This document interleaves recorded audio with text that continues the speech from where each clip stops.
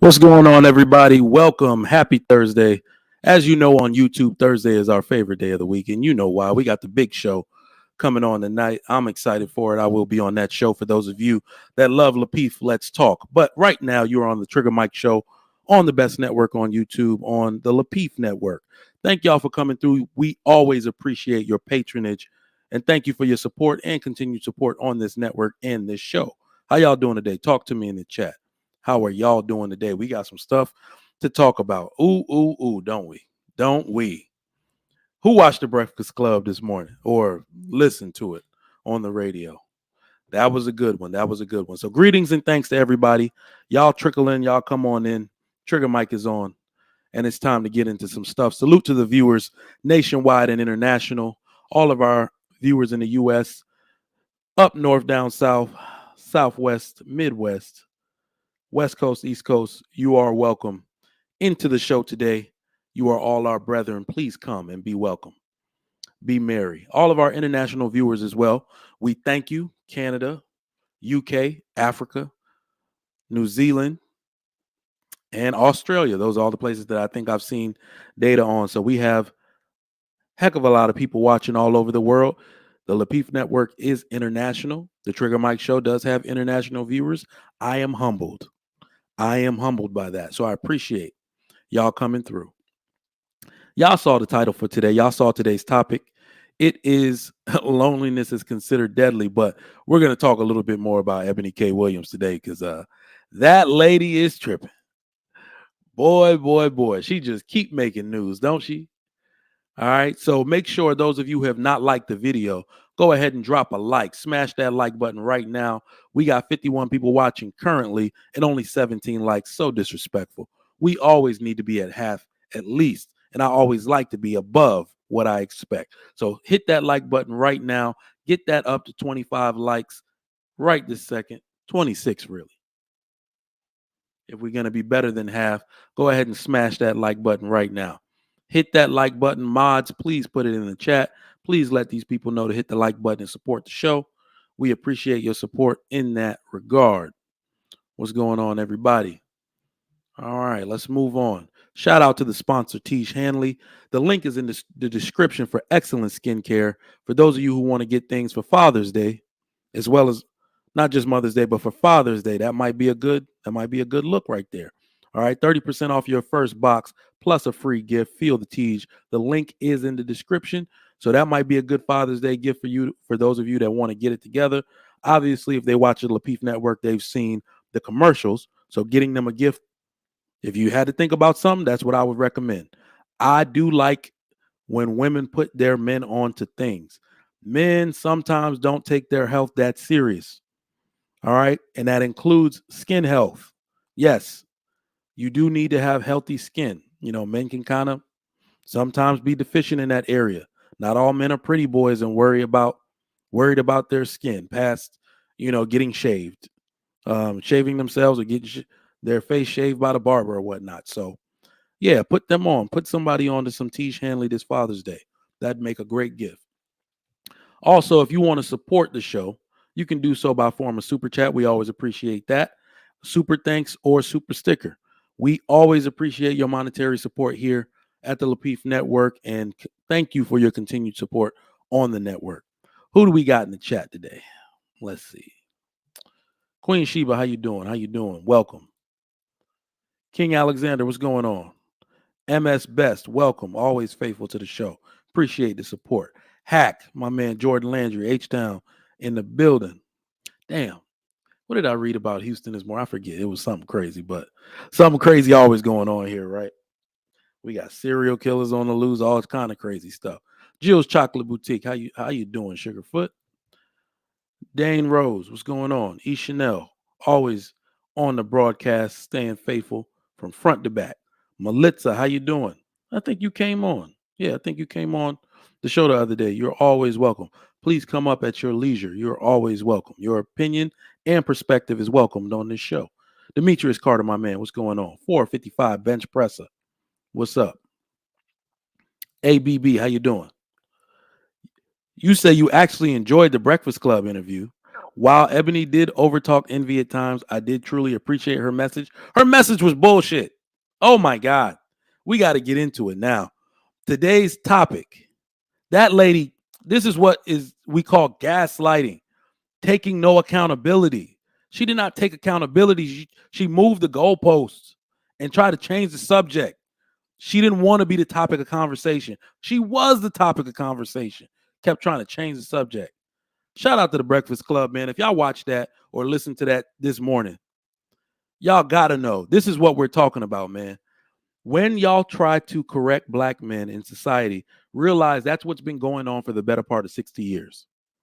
There is no more correction. There's nothing else you can say to black men. So if you want to know why we have so many topics dealing with the women, it's because now it's your turn. It's literally your turn to get the smoke. And it's not about smoke, it's about acknowledgement.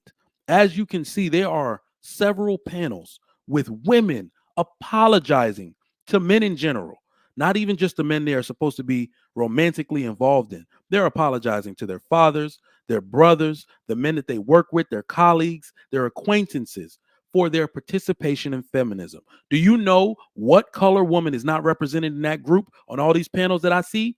Black women. And because y'all are failing to acknowledge the fact that y'all are fucking up. Not enough of you are acknowledging the fact that y'all are fucking up. That was clear and evident on that Breakfast Club interview with Ebony K. Williams. You make a mistake, a true mistake. You offend people. You slight people in that way. Apologize, because that's what y'all want men to do, right? Apologize. She doesn't have to defend having a preference, but she kept moving the goalposts so she didn't have to take accountability for the things she actually said. This was her third attempt. She messed it up the first time. That could have been a mistake. She doubled down on it with the second interview. That made it worse. Now, whoever we deem her to be, that's who she is. She went on there to get the smoke a third time and could not accurately substantiate her argument. I don't want to listen to anything that woman got to say. She hates black men. Y'all can't be right on everything. Ebony K. Williams, this black man, Trigger Mike, thinks you hate black men. You cannot do anything to prove otherwise. It was written all over you. Oh my goodness. If you think Ebony K. Williams and women like her actually deep down to their core, every cell in their body, they have a deep-seated hatred for black men, put a 1 in the chat. We know what we're talking about. We aren't just saying this out of thin air. We aren't making assumptions. We're using the words you spoke to make an accurate discernment and assumption about the way you feel. These are your words. That woman hates black men. Attitude. All and everything she said in every interview. Just attitude. Goodness gracious. Don't try to make it about what she said. It was about what she didn't say or what she's been saying. That lady out here fucking up. We got to talk about that. Let's talk about that early, man. That interview was crazy. When y'all get a chance after the stream, don't leave my stream, damn it. After this stream, go watch the Breakfast Club interview. It did come out this morning with that lady trying to defend herself a third time. And let me give kudos to DJ Envy, because Charlamagne is still a simp. He always will be. I have heard that dude simping. You know what? Charlamagne must have did something in his past. He simped so bad that I think he's trying to make up for something. I'm not joking. I know we use that term loosely. I'm using it accurately. I'm using every intelligent muscle I got in my body to flex and think hard and critically about this. And Charlamagne is a simp. 100%. Absolutely, he's a simp. 100% he's a simp. But even he had his moments on today's show. Even he did. But shout out to Envy. Envy went in today. All right. But back on the subject of Ebony K. Williams, Miss Ebony K. Williams, you can bring your ass back to the front of the congregation. That lady sure does know how to make a bad situation worse, doesn't she? She definitely knows how to make a bad situation worse. If I'm trying to teach my daughter a lesson and I'm actually going to make PowerPoints on the things that I teach my children, I'm going to sell that one day, or maybe I'll just give it out for free as content. But I'm going to teach my children life lessons the way I teach students at the college. I'm going to do the same thing with them. Allow them to ask questions as I give them guidance in that way and education. And if I had to teach my daughter a class on how to leave well enough alone, how to not make something worse, how to not put a spot there and smear it, I would use this situation right now that Ebony K. Williams has found herself in. This conundrum this lady has found herself in. Jameson Wagner, bring your ass to the front. This is what we're talking about again. Nobody's talking about her preferences. Nobody's talking about her preferences. Y'all have two ears and one mouth. Y'all got to listen sometimes. In fact, that was a bad analogy because you got 10 fingers. Don't mean you need to type everything, though. Y'all got to listen sometime. This ain't about her or her preference. Go watch yesterday's show. That lady has a right to have whatever preferences she wants, but she does not have the right to make any inference she wants and not be held accountable for it. She does not have that right. Anything you say, you can actually say anything you want. You cannot change, and you are responsible for how people perceive it.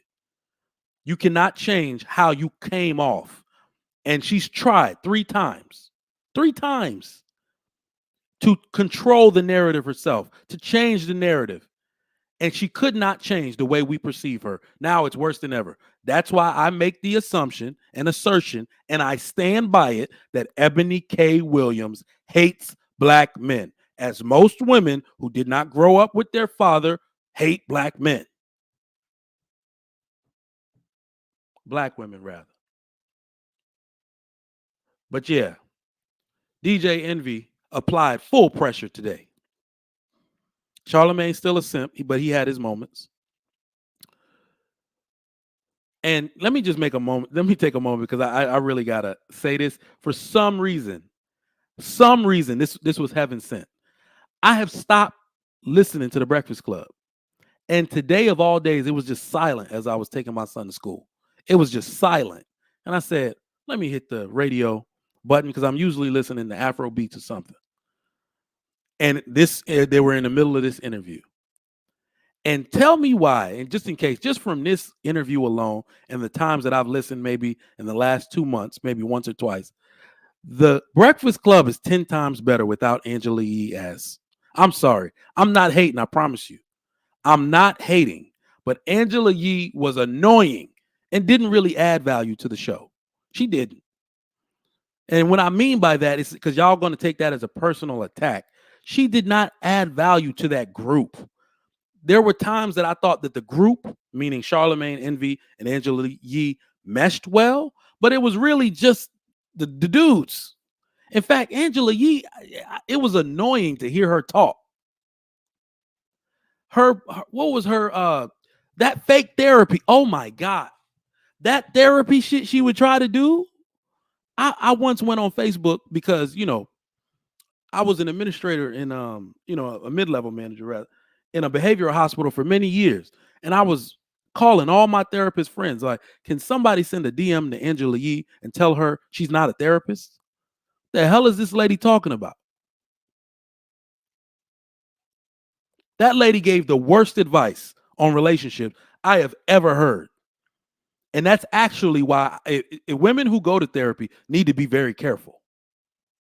They need to be very careful. If you go to a female therapist, I advise, in fact, because I'm gonna be 100% real with you. I don't think a lot of people are mature enough for therapy. I think people go to therapy to validate their confirmation bias against their partner. I'm very cerebral about it. Women especially go to therapy to say fix him, not fix the relationship. So that's why you don't hear me talk about therapy a lot. Women, even Michelle Obama admitted that she went to therapy like fix him, like she don't got to make any fixes herself. Y'all remember that special? She said that out of her own mouth. That is what most women do with therapy. Be very careful with therapy. But women, I don't know why black women love therapies as far as going to college for that shit. Black women love the therapies. You love help professions. But I do not see how a single black woman is supposed to give another single or married black woman advice on marriage. I cannot think of anyone worse to give that, because you're a part of a culture that now talks down on marriage. So you're going to sprinkle all type of selfishness. You're going to sprinkle all type of selfishness in your care, in your therapy. Hell no, I won't do it. Black men need to go to black male therapists. And now I'm even going to recommend it. Black women go to black male therapists. If I had to recommend therapy at all, y'all are just going to get something validated that you think is right, and you want the therapist to say it to the other person. You don't want to work on yourself. You would have done that already. I've seen nothing but marriage my entire life, my whole family. The family was their therapy. God was their therapy. Prayer was their therapy. Church was their therapy. Y'all done gave a new word and a new meaning to everything in life that was supposed to be plainly and clearly understood through your religion. But I digress. Not my wheelhouse. Not where we're going with this today. But like I said, the Breakfast Club is 10 times better. 10 times better without Angela Yee. Charlemagne is actually the show. He was the funny one. But now that Angela Yee is gone, Charlemagne and Envy, the dialogue that they have, it kind of makes Envy's dialogue more valuable.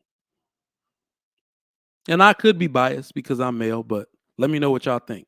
Is the show better with just them two?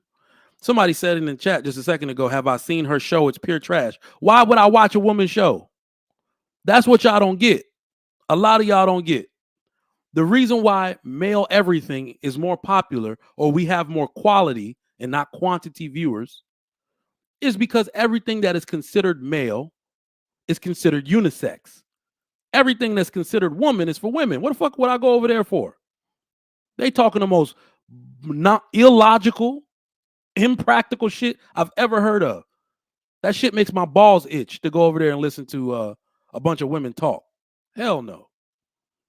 No sarcasm. I really mean that shit. I cannot think of anything worse.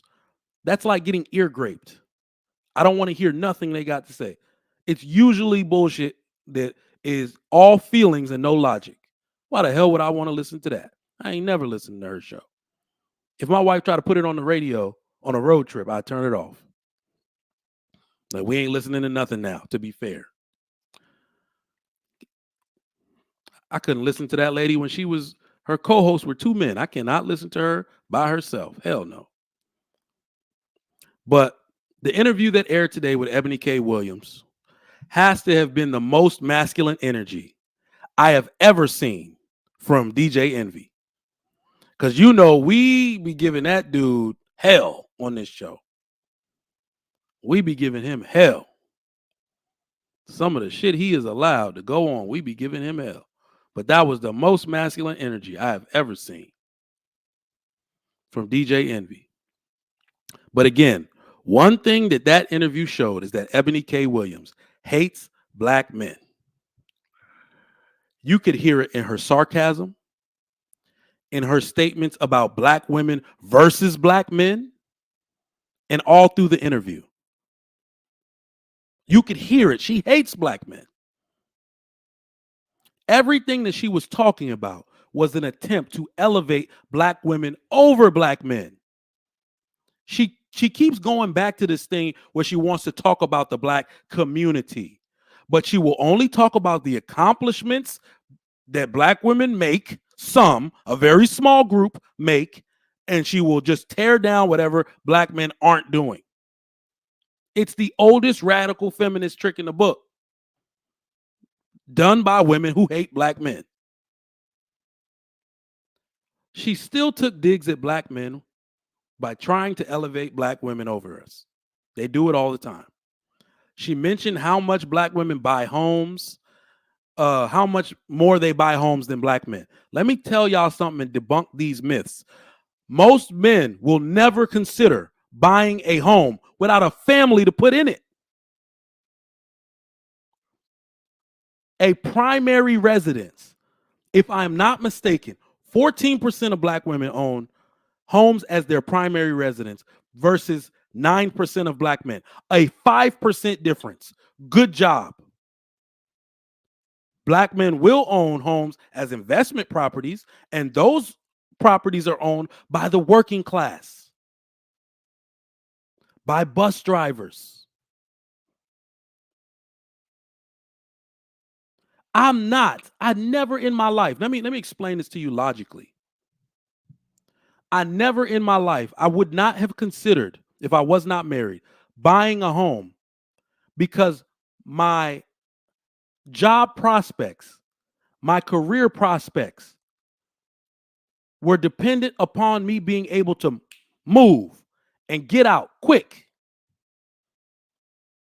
Get out quick. I moved to Houston and I told them I'm ready to level up. You know how you spent a year, 2 years somewhere, you ready to level up. They said the opening is in Chicago. And I went and interviewed in Chicago. My ability to get up and move quick. You buy a house, that's not quick.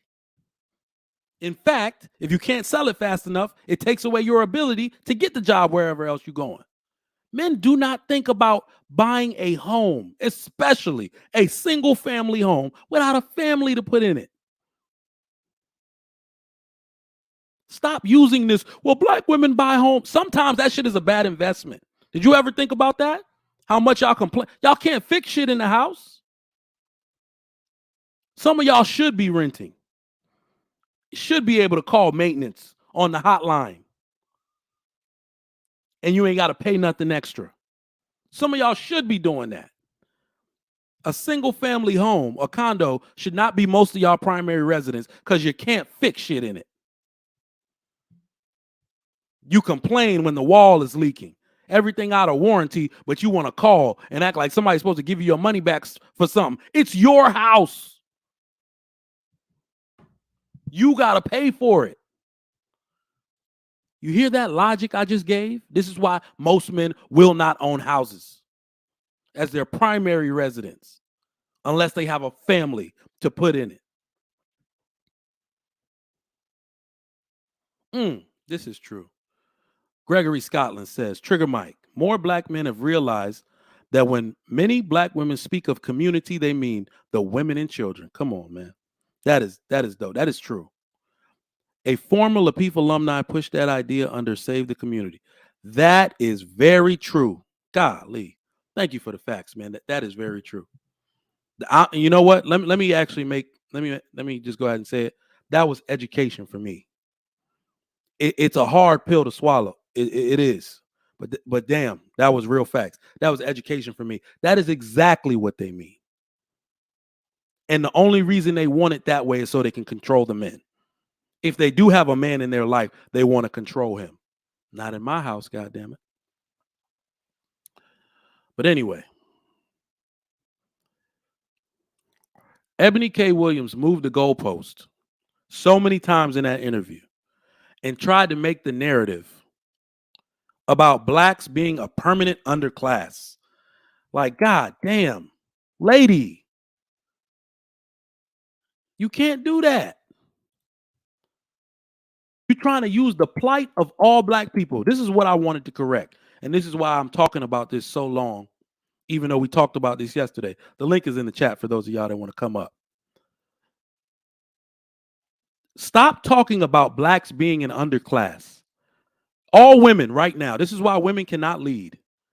Women, you cannot lead anything in the future dealing with the black community. This is all us. This is all men. Sit your pretty ass down, go to work, do whatever you want to do. You cannot lead anything anymore. You want to talk about every single thing except the one thing that matters. Every problem experienced by the black community can be traced back to fatherlessness. There is not one. Name me one problem that is being experienced by the Black community that cannot be traced back to fatherlessness. So if you don't want to fix the issue of fatherlessness, no need to talk about anything else, because that's all the women seem to want to do. Well, if men would just go to college, well, if men would just get better jobs, well, if men would just, all of that is fixed when one thing is fixed. You never want to talk about being under the leadership of a capable and functional, productive man. Talk about that shit first. Ebony K. That is first in line. That is priority one. Women, if you don't want to talk about getting under the leadership of a functional, productive, religious, God-fearing man, don't talk about shit else. Nothing will be fixed ever until that is fixed first. Nothing will be fixed until that is fixed first. Women love to talk about all this shit, man. All this shit. Talk about getting under the leadership of a man.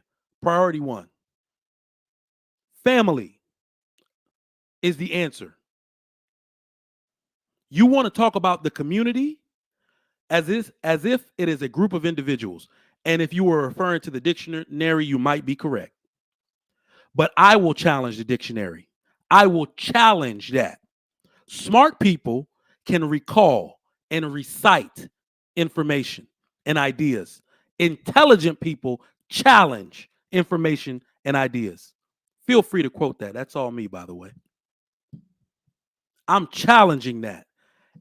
A community is a group of families in the context that we're using. That is what we need. Y'all are trying to create a community where y'all are in charge.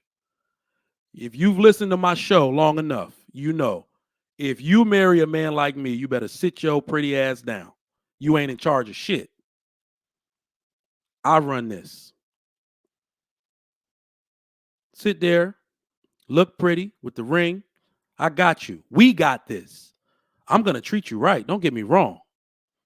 You're going to feel safe under the protection of a man who knows what he's doing. But just understand, you ain't in charge of nothing around here. Straight up.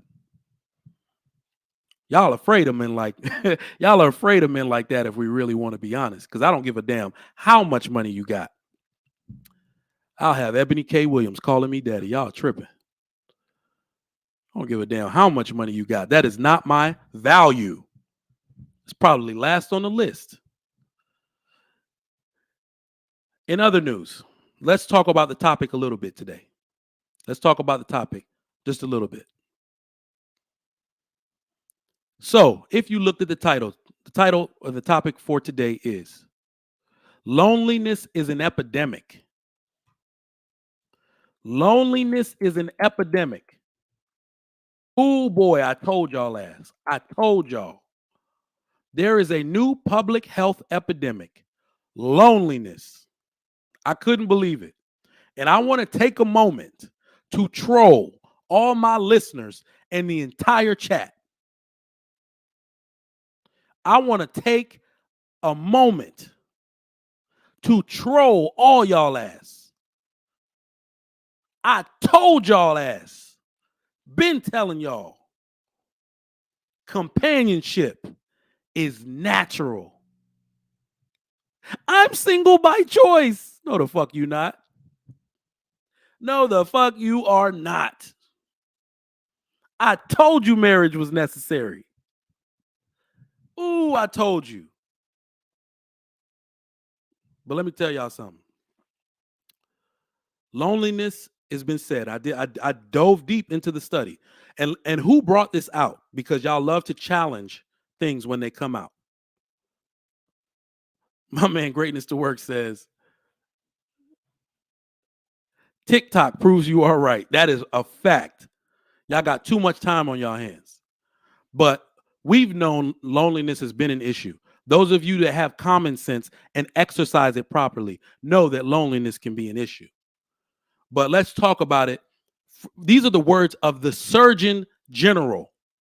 He's not necessarily the top doc, but he is the chief of all government doctors and somewhat of a spokesperson for the government in health matters, unless they choose somebody else like a consultant like Dr. Fauci or something. But the Surgeon General, so he is the chief of all government doctors, said the new health epidemic that to be worried about is loneliness. Ooh, this is gonna hurt some of y'all.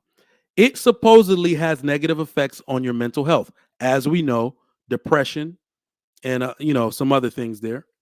But this is the part that got me, y'all. It even increases your chances at heart disease, stroke, and dementia. Who? Let me give this to y'all a little bit, because every time we recite facts, we're going to get intelligent. We're going to go into it, weave down deep into it, and how it affects you and the habits within this community. Heart disease, that means you're stress eating. That means you're focusing on maintaining many volatile situationships and not just one relationship or marriage.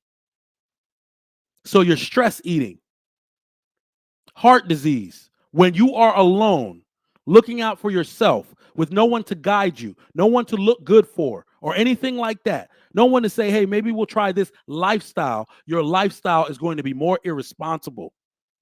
You're less likely to cook. Heart disease, stroke due to stress. Stress actually does something, I believe, to the elasticity of your arteries. You're more prone to aneurysms and everything like that. Stress is actually a killer. It's a killer. You can actually have a broken heart. Stress will actually do something to I forget it. Not fascia, but yeah, maybe it is fascia. In your heart, it will break your heart. That's crazy. But you know what, the one that actually got me, because if y'all don't actually know, they say they don't know the reason for dementia, but they're actually leaning toward bringing it out. Dementia and heart disease are kind of in the same way you can have clogged arteries that lead to a heart attack. The clogged arteries in your brain can lead to dementia. And one of the reasons why I feel like the dementia one is important to note is because if you don't have anything, it's actually going to be a huge, it's going to be sad. If you don't have meaningful relationships to remember in your life, dementia is like, damn, I'm not even going to, it's bad all the way around. It's bad when you do have meaningful relationships and family to recall. But if you catch dementia and you don't have meaningful relationships to recall, it's like your life was a death sentence. Or am I tripping? Loneliness is now life or death. I told y'all. Let's talk about the social. Why do I struggle? Somebody send me some English phonics things to practice. I struggle with these S words. I struggle with them. I'm asking for education. All my English teachers, send me something so I can get over this S word impediment that I seem to have. Social isolation increases your chance of premature death by as much as 30%. Now, as soon as I read that, I thought about the word incel. I see a lot of you in the chat are going to come for all the men and be like, oh, y'all incels are doomed. But let me tell y'all something. It's not just the incels. It's not just the incels that are going to suffer from this, y'all. It's not just them. I thought about this. Social isolation increases your chances of premature death by 30%. Let me talk about that for a second. Some of you think you're not isolated because you go out a lot. That would be an incorrect assumption. I thought about this. If you think just because you out at camp, you out at Trez Wine Bar every Saturday and Sunday, those are Houston businesses, by the way. You out at all these spots, brunching. Y'all love brunch. If you think just because you go out, you're not isolated, you a goddamn fool. Let me explain what I mean by that. Remember yesterday when I said that Ebony K. Williams and women like her, high achieving, high yield, high productivity women, have everything and nothing? That's what I meant. That is what I meant. She is a woman of immense talent, accolades, fame, money, etc. But she doesn't have the life achievements that most women consider standard for adult womanhood. What are those standards, chat? Men and women who feel like being honest today, what are those standards that most men and women think all adult women should experience if they are capable? What are those standards? She doesn't have them. Kenny says family, motherhood. Thank you.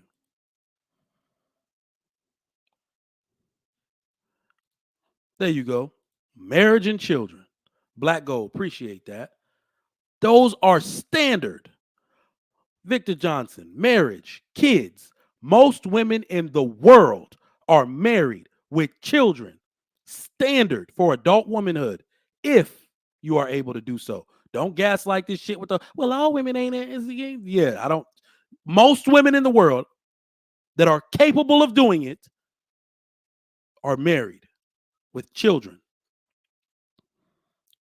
Single women or even single mothers will never be viewed the way married mothers are. That's on everything. You will never be viewed by society in general, by all racial groups around the world. You will never be viewed the same way married women are. If we only had to choose one woman to uplift, we'd always choose the married woman.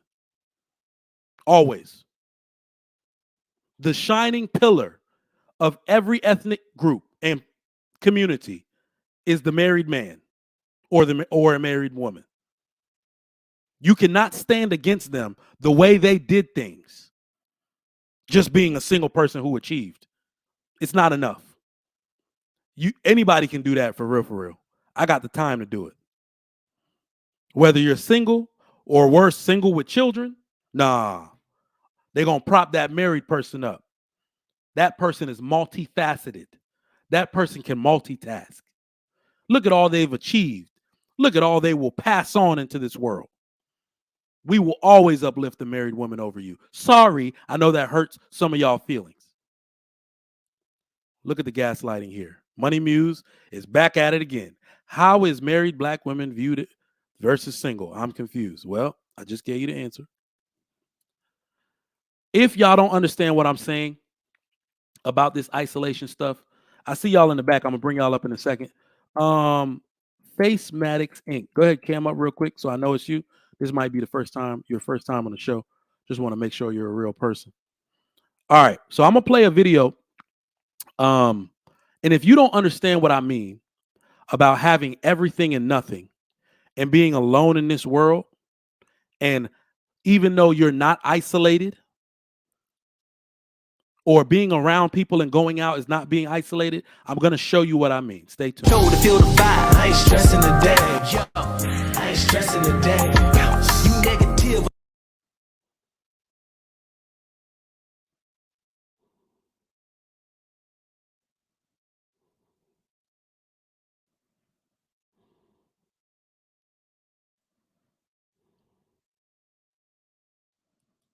Y'all see that? Y'all see that? That was Tia Mowry in her house. That was Tia Mowry in her big ass house. She had a wine little cabinet. I want one of those in my next house too. That's gonna be dope. But I think I'm a whole. If you think like I think, a whole room full of wine, you're gonna regret. That space could be used for some other shit. I'll get a wine wall. Doing a whole wine room is just extra. Because I'm gonna be like, God damn, we could have used this for another office or something. That is what I mean. She's out here dancing, drinking wine, trying to put on a show as if she's happy. That woman is alone. That is probably 6,000 square feet of loneliness. After that camera goes off, ain't nobody there.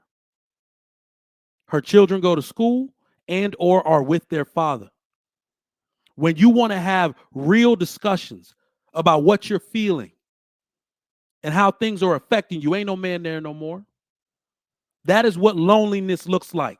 She turned every corner. Ain't nobody there but a camera and an audience she thinks loves her. The emptiness, the depression comes when you realize nobody gives a fuck. You're just entertainment. The one person that cared, you left them. Your sister got her own life. She can't care that much. She got her own life, own kids. Your brother got his own life, own kids. You can't pawn yourself off and your life troubles off on them. Have you ever seen people, even your best friends, when you trying to have discussions like y'all were in college, and they be like, I'm gonna have to call you back, G. I'm busy right now. We got lives. Somebody want to talk about your miserable ass life on the phone for 4 hours a day?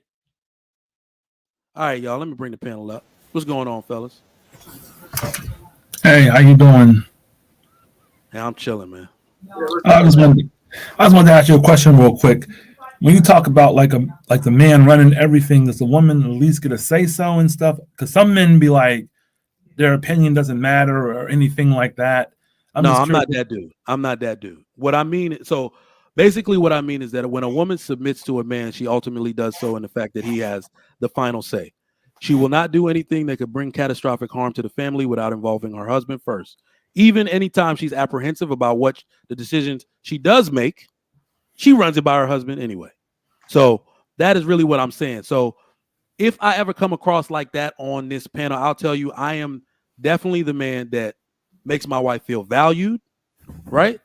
And one of my biggest jobs as a husband is basically when I'm a charismatic leader in my profession.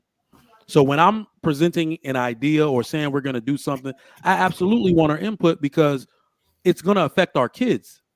I'm not the expert in kids. I'm not the person who's going to think about how things are going to affect their feelings more so. Everything is logical with me. So it might be too logical, right? This is why some families haven't moved, even though a dad got a better job. Well, how is it going to affect the kids, their life?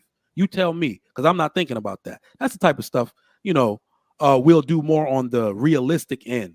But what we are saying, and the reason why I prefer to be blunt, is because our women don't understand leadership at all. They actually want the final say.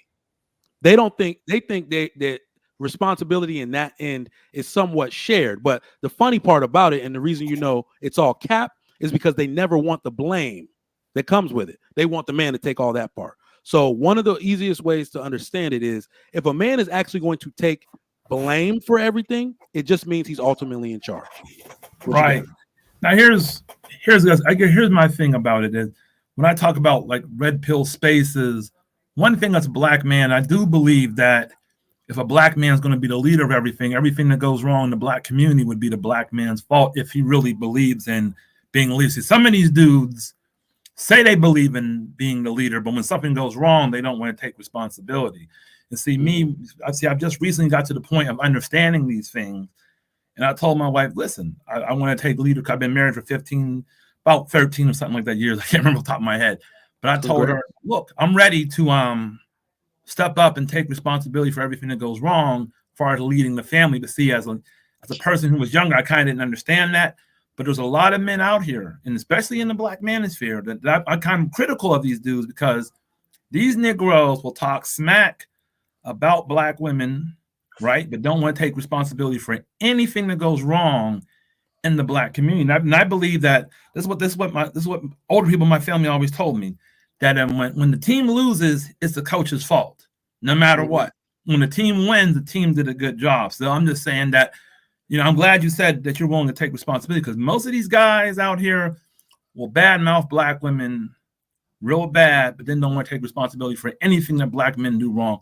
And black men have fucked over a lot of people in the community.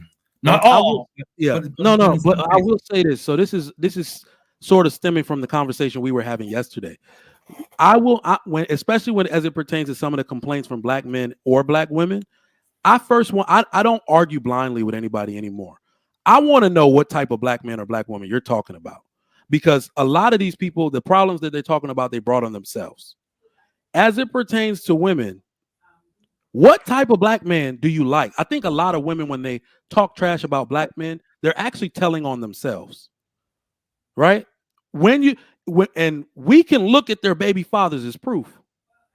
You're telling on yourself by continuously complaining about black men who were never functional in the first place. Our women have a bad habit of procreating and fraternizing with the lowest ranking member of our group. That's true. The lowest ranking member of our class. So if this is what I always say, if my brother's wife comes to me and says, "Yo, brother effing up, he did blank, blank, and blank," I'm all over his ass. You see what I'm saying? He's not supposed to be doing that. He knows better. I'm not going to Pookie to fix him. One of the most prevalent things that women do in today, they want to marry Pookie, so they want us to fix him for them. That's what I think. I ain't going for that, but I agree with what you're saying. That's true. They want us to fix him. No, I don't agree with that at all. Hey, can you come on cam real quick? I think this is your first time. Just want to make sure it's you. JB in the back. But yeah, go ahead. Respond, Face Matic. No, what you're saying is true, but I'm glad you're one of these dudes that at least have some accountability for black men. And the thing about it is, I think it's more about, trying to like find a way for black women and men to come together, and we can, talk about our problems and our grievances, but I just don't dig some of the black manosphere when they make it seem like the black woman's, responsible for everything that's wrong in the black community. It's like that's not the case. I mean, so black women are responsible for some things, but I just don't believe they're responsible for everything. So when you talk about responsibility, are you talking about individual responsibility, the choices the individual makes, or there's some type of responsibility outside of individual choice? You talking to me, sir? Yeah.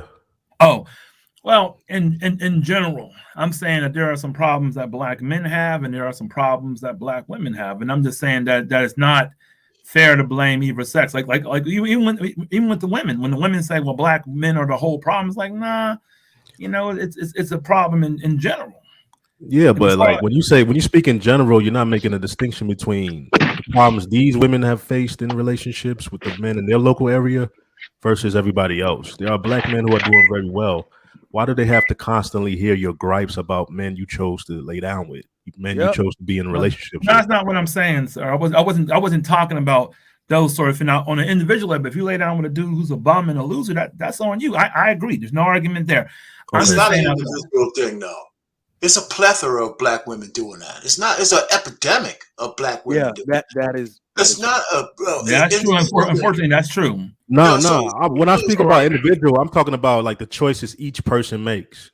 That's what I'm talking about. No, I know what you're saying, JB. Well, I'm just trying to say the brother came in here, and I agree with you. There's accountability and responsibility on both sides. That's all I'm saying. I don't know whether I don't know if you've been here before. I think we try to be fair and balanced. Matter of fact, we like to have women come up and speak from their perspective.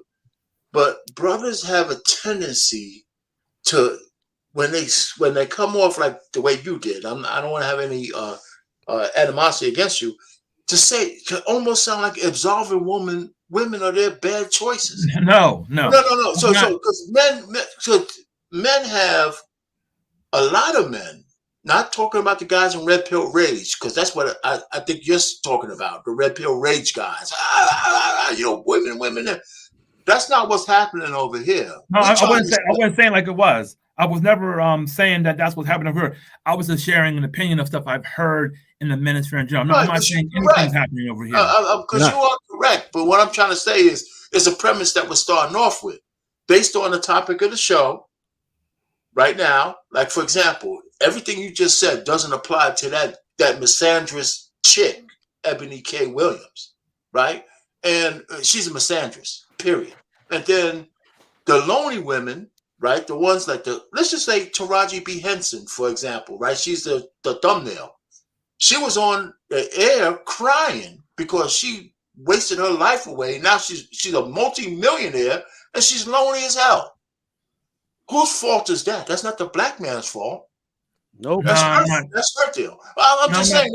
I'm trying to tie it back to the show because. Oh yeah. Well, if you want to talk about the show, because real quick, because I got to take off, but real quick, you know, when I heard the statement about her saying she can't date this and that, I wouldn't even really say anything about it because she'll price herself out the market, unfortunately. So there's nothing. People like that. There's nothing you can do about it because I mean, being in the hood, you meet people that live in the projects talking about they want to date someone, you know, who's a millionaire. It's kind of like, okay, what are you willing to do to get to that point? But the same thing with dudes. You meet a dude who's fat, ugly, and broke, talking about he wants to date a dime piece. It's like, okay, dude. Yeah, but hey, now hold on. Can I say something real quick? How many guys are really doing it? It's a complete difference between. Right. Let me say this. It's a complete difference between. I got two things, and then I'm gonna land my plane that you guys cook. There's two different things between, like you just said, a fat overweight dude with a dime chick. Listen, bro. I'm from the South. It's a whole lot of dime piece women out here that want them a big nigga.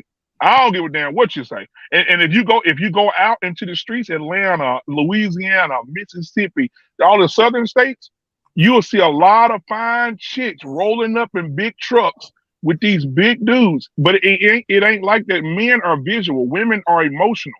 Women attach themselves to a man on what he is doing for them, what he can provide for them. So it's a complete, but let me say this too also, because when you came in, you also said something else that I wanted to push back on when you said, we blaming everything on this and men blame everything on women and that's fine.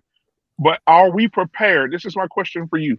Are we prepared to do what it takes to realign what men are in this country, in their community, in this world? I think that's too simple of an explanation you just gave. You said women are visual. No, you said men are visual, women are emotional, and that's true to a very high degree. But there's also other factors at play, and absolutely. Physical attraction goes across the board. We're talking about burning sexual attraction from a woman. Like me, I've been in shape and I've been out of shape. When I was in shape, I noticed how a woman looks at me versus when I'm not in shape. And to say that it's not a factor, yeah, you can have your money, but that doesn't mean she won't sleep with me. You know Hold on. What I was saying is, if you have a fat dude, we're not talking about a little bit overweight. We're talking about a guy who's fat, greasy, and sloppy, and ugly. Okay. No money. Listen. Saying he only messed I don't know, fellas. So you talking the nigga in the wheelchair at Walmart. Real quick, black man on film.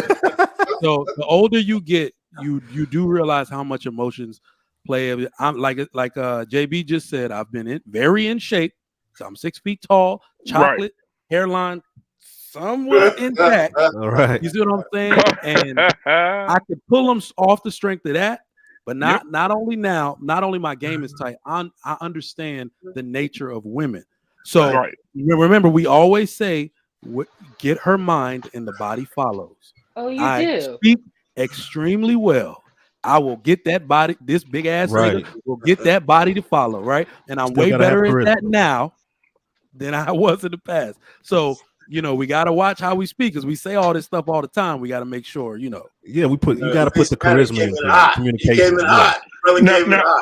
Now, let me say this as well. Like, so my question to him was, for Faceademics was, are you prepared as men, are we prepared to do what it takes to realign the spectrum of what it looks like to have the blame game go away? Right? Because men have to do something very important to have that realign. And that means men have to be heard, authority has to be taken, right? Because nothing has too much freedom, right? I could drive down the highway right now and do 100 miles per hour. If I run that red light, there's consequences, right? Nothing should have too much freedom. Everything should have some type of authority over it. And I think that what we're getting lost at is that we've become so complacent as men that we are allowing. So I do agree with you when it comes to men taking responsibility. We are allowing women to do what it is that they want to do. Be free, go be sexually liberated. And we're okay with it. But I think the authority can't be us. It has to be the culture, the mindset, the ideas, the values. Right. Yes. That has to be like visually in play. They got to see it to say, okay, that's the way. Where they gonna see that at? Because that's how we grew up, didn't we? Like when we was growing up, we saw granddaddy, daddy, uncle, how they handled their kids, how they handled their wives, and so we took on that no more. Right, but what happened? That's my question. What happened to that? It's a breakdown somewhere. One of y'all generations messed up. It wasn't my generation. What generation? Hey, you a millennial? You a millennial? Yeah, I'm 35. I'm 35. Yeah, I'm with you. I'm a millennial as well. So it's like y'all some young cats. Y'all some young cats. Yeah, but when I be talking to y'all be acting like y'all ain't did no wrong. Let's tell us how to say your name. My dumb ass said face Maddox. Oh, face Maddox. Oh, I had it right. Somebody said face endemics. That was me, man. See, real quick, I guess my response to that would be, do I think black men are really ready to step up and lead? In most cases, from what I've seen, they really are not. So hold on. Go ahead. Okay, so what I'm saying by that is, when black men get their stuff together, I believe the women will follow. That's what I believe. What does stuff together look like? What does it look like? Hold on. Wait, y'all. Before we tackle that, this is what we were talking about yesterday. We were alluding to. We do this thing where we want to put all black men through a moral litmus test. We are doing something that no other ethnic group in the world does. We have to accept, and black women have to accept, when they want to fix black men. I told you, most of them want us to fix Pookie for them. Nobody does that. No other ethnic group associates themselves with their degenerate class except black people. So one thing we have to do one thing we got to do off rip is associate that throughout time there have been a small group of men who had their shit together. Small group. That's why we call them the 10%, the 1%, or whatever. In every class group, I mean. So, of course, we're not just talking about extremely rich. We're talking about extremely productive, extremely functional, caring, doesn't have any record. Like these type of men that are marriageable material that all women should be going for, they don't.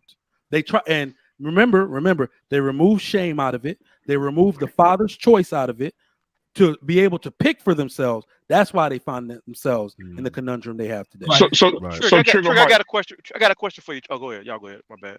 No. I was just gonna say what happened to the grandfather who would sit at the table and he could say "shut up" and everybody in the house would be quiet. You see what I'm saying? Like what happened to those men? Is that what we want? I mean, no. What I'm saying is what. I'm telling you, I'm telling you from experience. In chaos, there would be arguments going on in my grandmother's house, and my grandfather would just say, "Be quiet." And I mean, my mama was grown; she would shut the fuck up. I had one. Yeah, but I don't want to have a dynamic with a person like that. No, that's like a father-child. What he means, you actually don't understand what he means. This is a man who just has agency over his own house. Exactly. Maybe this is where we got into this issue because I understand. I think what you're trying to say. But the issue of today's time is not men actually trying to be overbearing or disparaging to their wife. It's their wife crossing boundaries women shouldn't cross. So boundaries. It's not the fact that I want to say shut the fuck up to my wife, but the second she steps out of her feminine frame and into a masculine one, that shut the fuck up might be coming. That is what we're saying. Too many men, and this is actually a statement I've always wanted to make. Too many men are in jail for some kind of abuse that they did not commit simply because of an abusive woman. Right. Every dude that's in jail for any kind of domestic violence is not a domestic abuser. Hey, Mike, let me add something to that. Let me add something to that real quick. Let me finish real quick. It's the simple fact that women are not feminine enough to stay in their frame. And this is like most men from other cultures will never have to raise a hand or even become aggressive with their female because the female knows better. How many? I can go on Instagram right now. I'll scroll for less than 5 minutes and find a woman swinging on a dude. Will I not? A black woman swinging on a black man. Let me make a comment real quick about that. Can I make a comment real quick? I think the thing that's interesting about this whole thing is I think really if you ask me from what I've seen and experienced with women of other cultures and other races, I believe black women are really the same as other women. And here's the only difference is other women pretend to be submissive. I don't believe there's no such thing as all black women are the same. Huh? You believe all black women are the same? No. I said women in general are the same. No. That's what I meant to say. No. Bro. Hold on. No. Well, my bad. Go ahead. My bad, bro. Hold on. What I'm saying is those other women, they pretend better than black women. Black women are just not going to pretend with you. No. These other women, like for instance, like if you're messing around with a black woman and you don't please her, she may tell you, "Hey, I'm not pleased sexually." The other women, they'll won't be pleased. Okay, let me tell you the You're difference. oversimplifying it, bro. You're oversimplifying. Go ahead. Let me say, let me tell you the difference. Those other women might tell you in private, but black women will blast your ass all over the internet. Yeah, so that's the difference. Yeah, he right. He right. He right. Can I speak? We're not saying these women don't have the same nature. They know how to keep a man's ego in check and get what they want. Black women have got, some black women, not all, of course, have gone so far as to just blast your ass in front of your ego, take it and rip it apart and throw that shit away. That's the difference. And that's the only thing. That Ebony K chick, right? She sounds like a monster. She sounds like she hates black men. I don't see no Puerto Rican women out here talking about their black men like that. She shit on every middle-class black man in America and try to justify it 3 freaking times. Okay, hold on. That makes more than a Hispanic man. Black men make more. She shit on all of them. She's just shit on everybody, man. Listen. You know, we got black men take a blame for a lot of stuff all the time, man. We're at the brunt of everybody's shit list, right? So all I'm trying to say to you is, we're not going to use this space just to bash black women, but hey, it's time for us to say, let's stand on our square. Let's get our standards together. And like you said, let's lead. But that doesn't mean we need to absolve the bad actors in the female community. I never said that. No, but you can't lead by saying, well, you know what? Black men need to get their stuff together and then we'll get it. You know what? Because there's some women ain't going to matter. They're not going to follow us no matter how much we put out. Oh, you cut them off. Here's the thing I'll say. Listen, the way that I see it is I believe the reason the problem comes down to us as men. I was going to say, my bad. We have to step up. We have to step ourselves up. I'm sorry. I'm sorry. Let's get the other panelists in here real quick. Then we'll continue. Auntie J, you were next. Go ahead. Opening thoughts.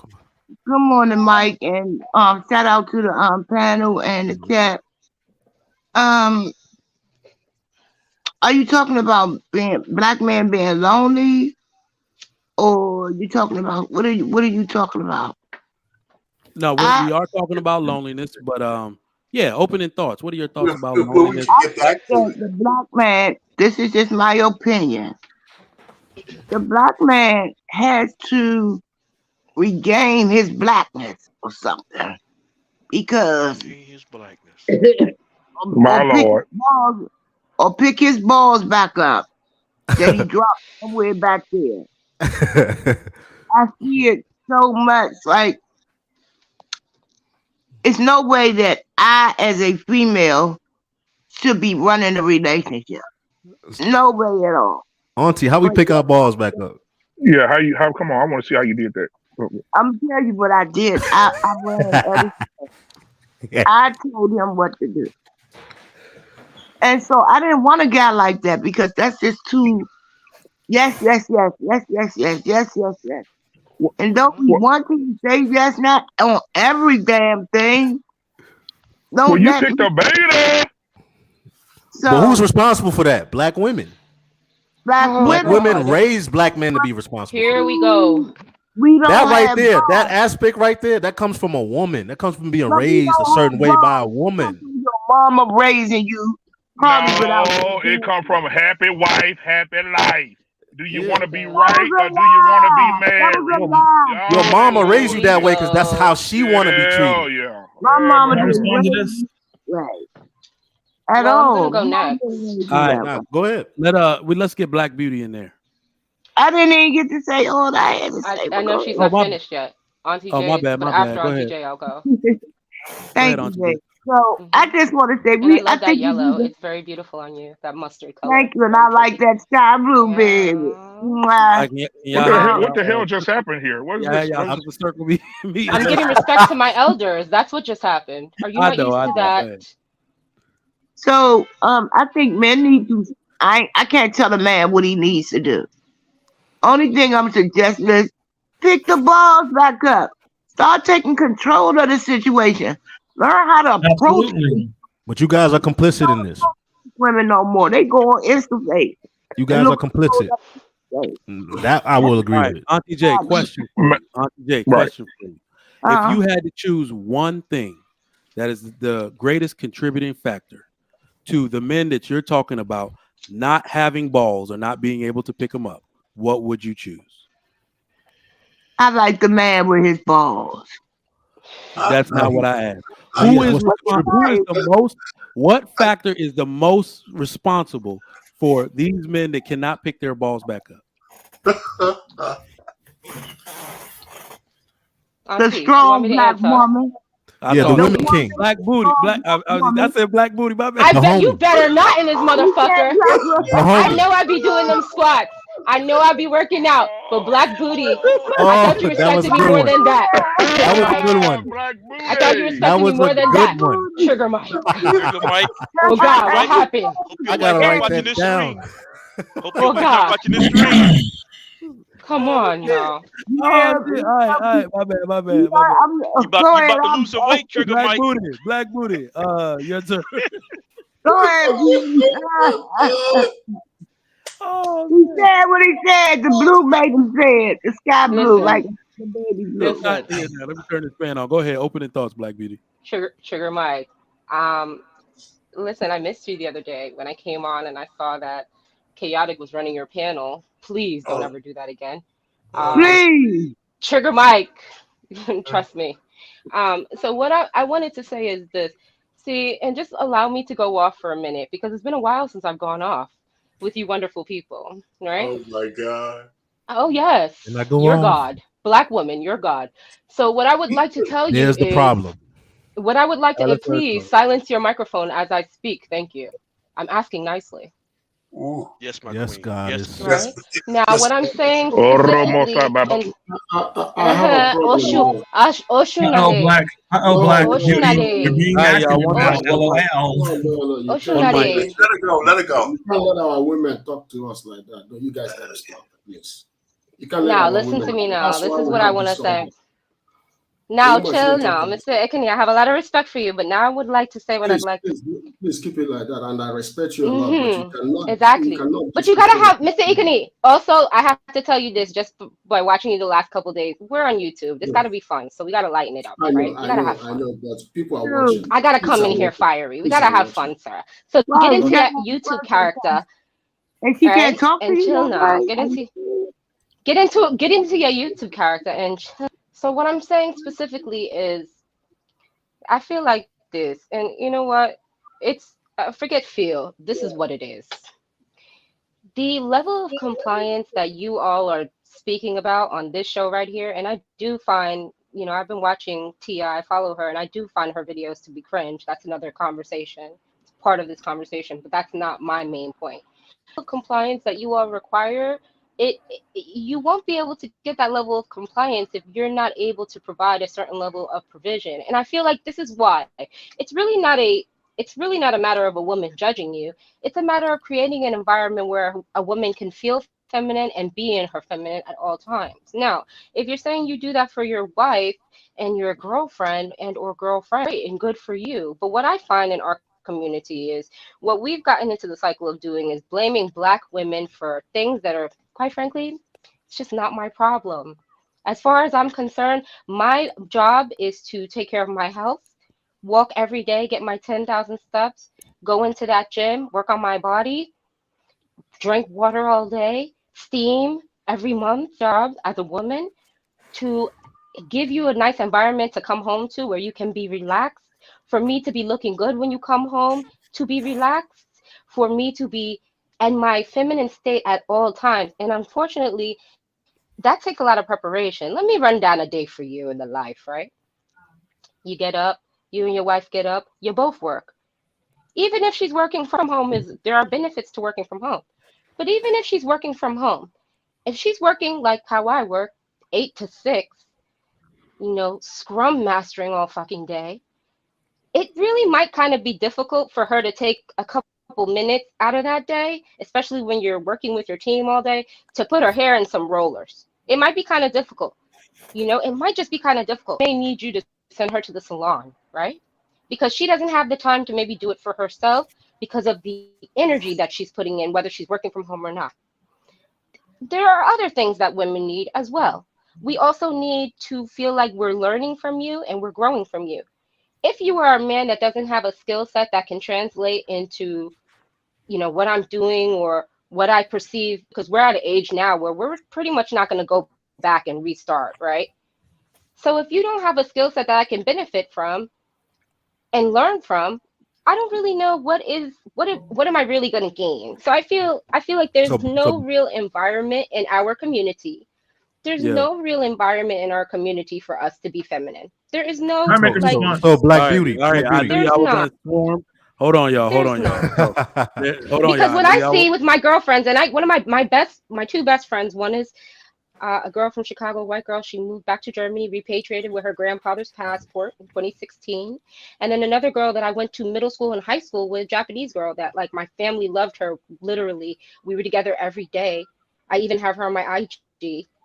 Literally, their lives have shaped up now. They have interesting lives as well. They're not your standard. I chose them as examples because they're not your standard traditional women. They have careers, they do what they do. All right, let me. I want to talk to Black Beauty. I'm gonna wrap it up. I'm almost done.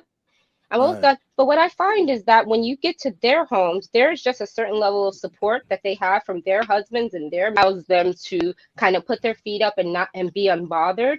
Like, for example, don't call me when you need to figure out how to do something at the bank because I work for the bank. Why don't you try to ask the men in the bank? Why I don't mind advising you, but why don't you go the next step to figure things out on your own? This is a problem that Black men have in our community. They lean on us. They lean on us like we're the teacher. They lean on us like we're the teachers, and then they say we're not sexy. They lean on us like we're the teachers, and then they say we're not sexy. Well, I mean, I'm sorry, but if I have to teach you too, and I have to be your mom too, I'm just sorry. First of all, nothing that I've said is personal, so that's on you. I gotta stop you right there. So I need y'all to do more. This is what we can't allow to happen. And Black Beauty, I know you're like half telling the truth, half trolling. We've had intelligent conversations in the past. But let me explain something to you, because I do not like the fact that when Black women use the Black degenerate as an example to teach Black men anything. Because look at this panel right now. Who the hell are you talking to? Like, I don't associate. I'm not talking about the Black degenerate. Hold on. No, I'm not. I'm talking about fully capable men that they know their own. They know their own specialty, but they don't know anything else. Now I must grow you as a human being. I can't do that. Stop. Where are the men in the community to mentor you? Y'all, I'm trying to talk. It's not my responsibility. What you just did was something that you're living in Africa, which is really weird. You just I'm not. I'm in Brooklyn right now. Oh, my bad. All right, hold on. But you made a case for conditional femininity, which is what we don't do, what we don't need, and what we should never, ever. No, absolutely, I didn't. We should never. You did. I never made a condition, because what I will tell ladies is don't do it. I'll say if you can't be feminine with a man, don't be with him. If you can't be feminine and rest, don't be with him. I gotta talk. All right. So let me just debunk the point really quick. Respect, cooperation, and you use this word, so I'm gonna use it. Compliance is standard. Yes. It should be standard equipment on all women, because you can't beat a man's ass. Before I have the talk with my son about never hitting a girl, I will first have the talk with my daughter to respect all men. But Trigger, compliance. You and I speak the same language, so cooperation should be standard equipment on all women. You and I speak the same language. So when we say it's my Black Beauty, you gotta let me talk. This is not conditional. Y'all gotta stop talking about it as if it's something you will do. Femininity is not conditional. What you are seeing is women choosing masculine characteristics over being feminine. Let me explain this to you. Hispanic women make less than black women do. Hispanic men make less than black men do. And somehow those blue collar workers of men still come home to get a meal cooked for them, a woman who want to have sex with them. Femininity is a choice you can make at any time. These women that are immigrants come over here, even though they've been taught better, to much more degrading economic circumstances and still remain feminine. It is not conditional. It is I something you understand choose to maintain but that's not what I'm throughout the saying. entirety of your Why life. do you And always wait, this is my last point. This is my last point. I'm gonna The one respond to word it. you married, the one word you mentioned that was funny to me Compliance. was that when you said marriage. These women come home to their husbands. So if women prioritize marriage, they would get the man that you're speaking of. They don't. They bust it wide open for fake, real niggas, and that's why they have the circumstances they do. Again, I'm Well, not responsible for Pookie and his behavior. Get with a I real understand. man, and I whether he's understand. black or not, you will get that type of behavior out of I him. understand what you're Okay, saying, trigger and this man. wasn't Because about hold Pookie. on. Actually, You're hold on. Let me also respond really you're quick. This also isn't about a Pookie. hold This on. was actually Let me just about an also ordinary man put in it our out there. Let society. me also put it out there that You black said men enough. in I don't talk America. about Pookie. So hold on. You said If enough. we're going to Trigger look at Mike, the let stats and JB say back. black men JB's a are the welcome. most involved with their children, that means that I'm they're gonna the most respond to it. involved with their family. They're the most amenable to helping their wives out. So all of this that you're talking about men and helping your wife out and creating Okay. a space for her to be feminine, I would make an argument that the black men y'all supposed to be fucking with do that the best of any man in America. I just want to say one thing, and you guys can go. I'm not gonna be long-winded about it, but I just want to say, what is the one thing? What is the one thing that you need to have compliance, Trigger Mike?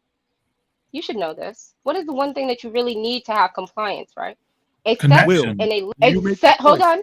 No. You actually need a set and a list. You need a body. You need something to tie it to. You actually need a framework to be No. compliant to. And So what I'm saying is that black men, they lack a framework, is what I'm saying. They let's lack a remove framework. I don't know what the fuck I'm doing when I hold on. come into a Let's relationship with a black man. remove When you come no. into a relationship with a white man, what you're doing. Hold on. I know this because I was engaged to an Italian man for 3 years before Remove he the passed. word. And what I will say is there's a framework. You come into there, No, hold you on, know Black what your Beauty. role is. There is You're no using the framework. wrong words. That's why we choose African men when we do black men, No, because at least they have a framework without a fucking listen, dollar. no, So compliance and authority. Replace compliance and authority, which is like work related, to respect and cooperation. Okay, when you're talking about people, you need to be talking about the respect a woman has for a man and her willingness to cooperate. Compliance is a work term. We don't use that. women don't respect men that don't have You need framework. to have Women authority don't to respect enforce men that don't have compliance. a list. What am I following? I don't even know what you're doing. You don't even know what you're doing. Anyway, you can move All right, forward. let's get somebody else in there. Can I chime in? Can I Go chime ahead. in? We got to get the Ikene hasn't gone yet, and then we'll open it up. Only way I be with him if it's he follow my plan, because he ain't got a fucking plan. Next. Oh shit! Did you break up with your dude, Black Beauty? Why are you talking like this? Oh no, my man follow my plan, because what he wants, this American citizenship, you better know. You better fucking know. How many scrum teams you manage? You stress. She said that her man followed her plan. Oh no. You know what? He don't have her. He don't know what she's doing on YouTube. That's why she's talking like this. Okay. But go ahead. Oh Ikene, no, don't he interrupt. does. Okay, let me go ahead and speak. So the thing is this. I will put it this way: a black man or a black woman's attitude in America today.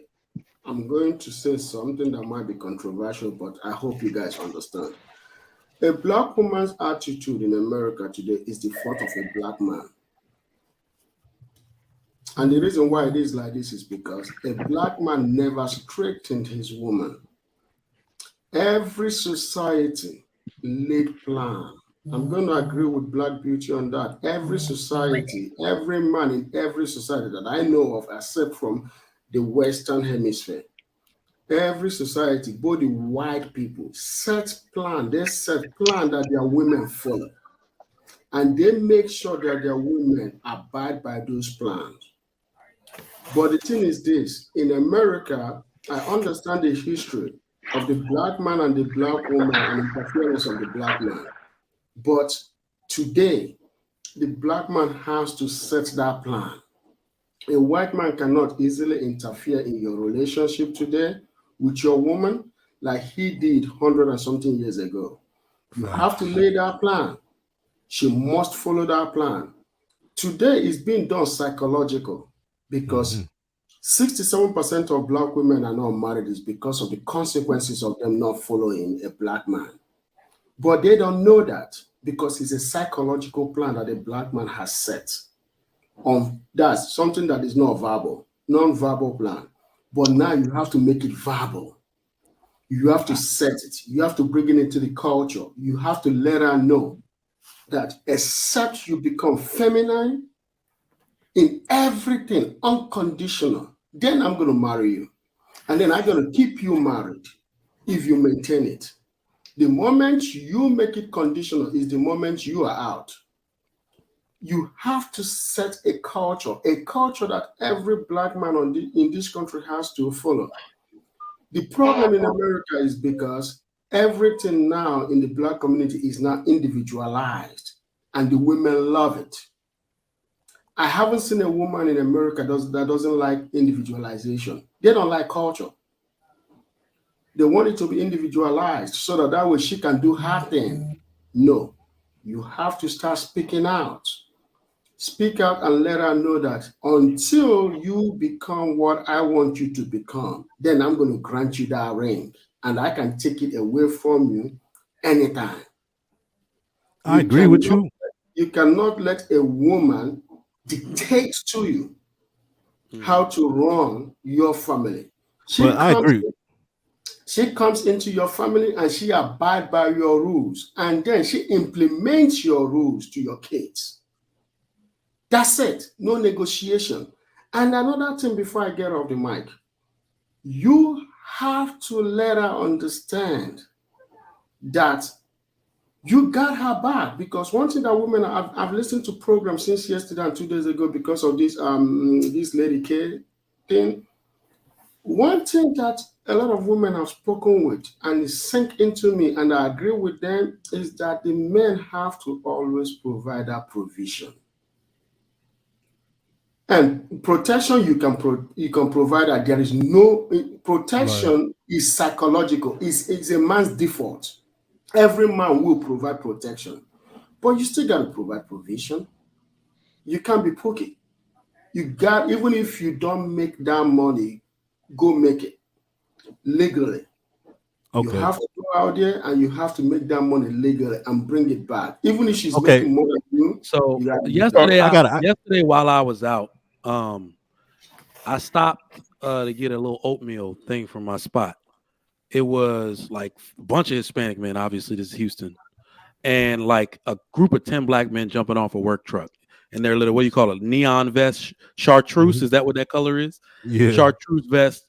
And for some reason, I didn't even notice that. I stopped noticing men like that. You know, I walk past them every day, but I don't ever really acknowledge their presence or who they are. Like, but for some reason, I was just like, wow, look at all these black men. And it was because of Ebony K. Williams in this scenario that I kind of took a closer focus to it. And what that I realized is that's the same thing that black women do. They overlook these men. They are no longer an option, even though these men are working class, everyday men. So I looked it up when I got back here.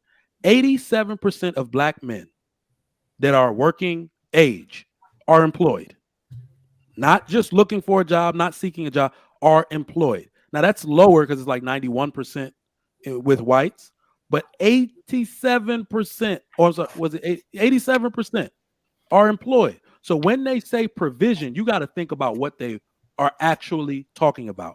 Can I make a comment? Too many black women have missed their chance at building with the average guy all the way up until his financial peak. When they say provision, they mean creating a lifestyle for them so they can act like the Real Housewives of Atlanta. Yeah, they want you at your peak.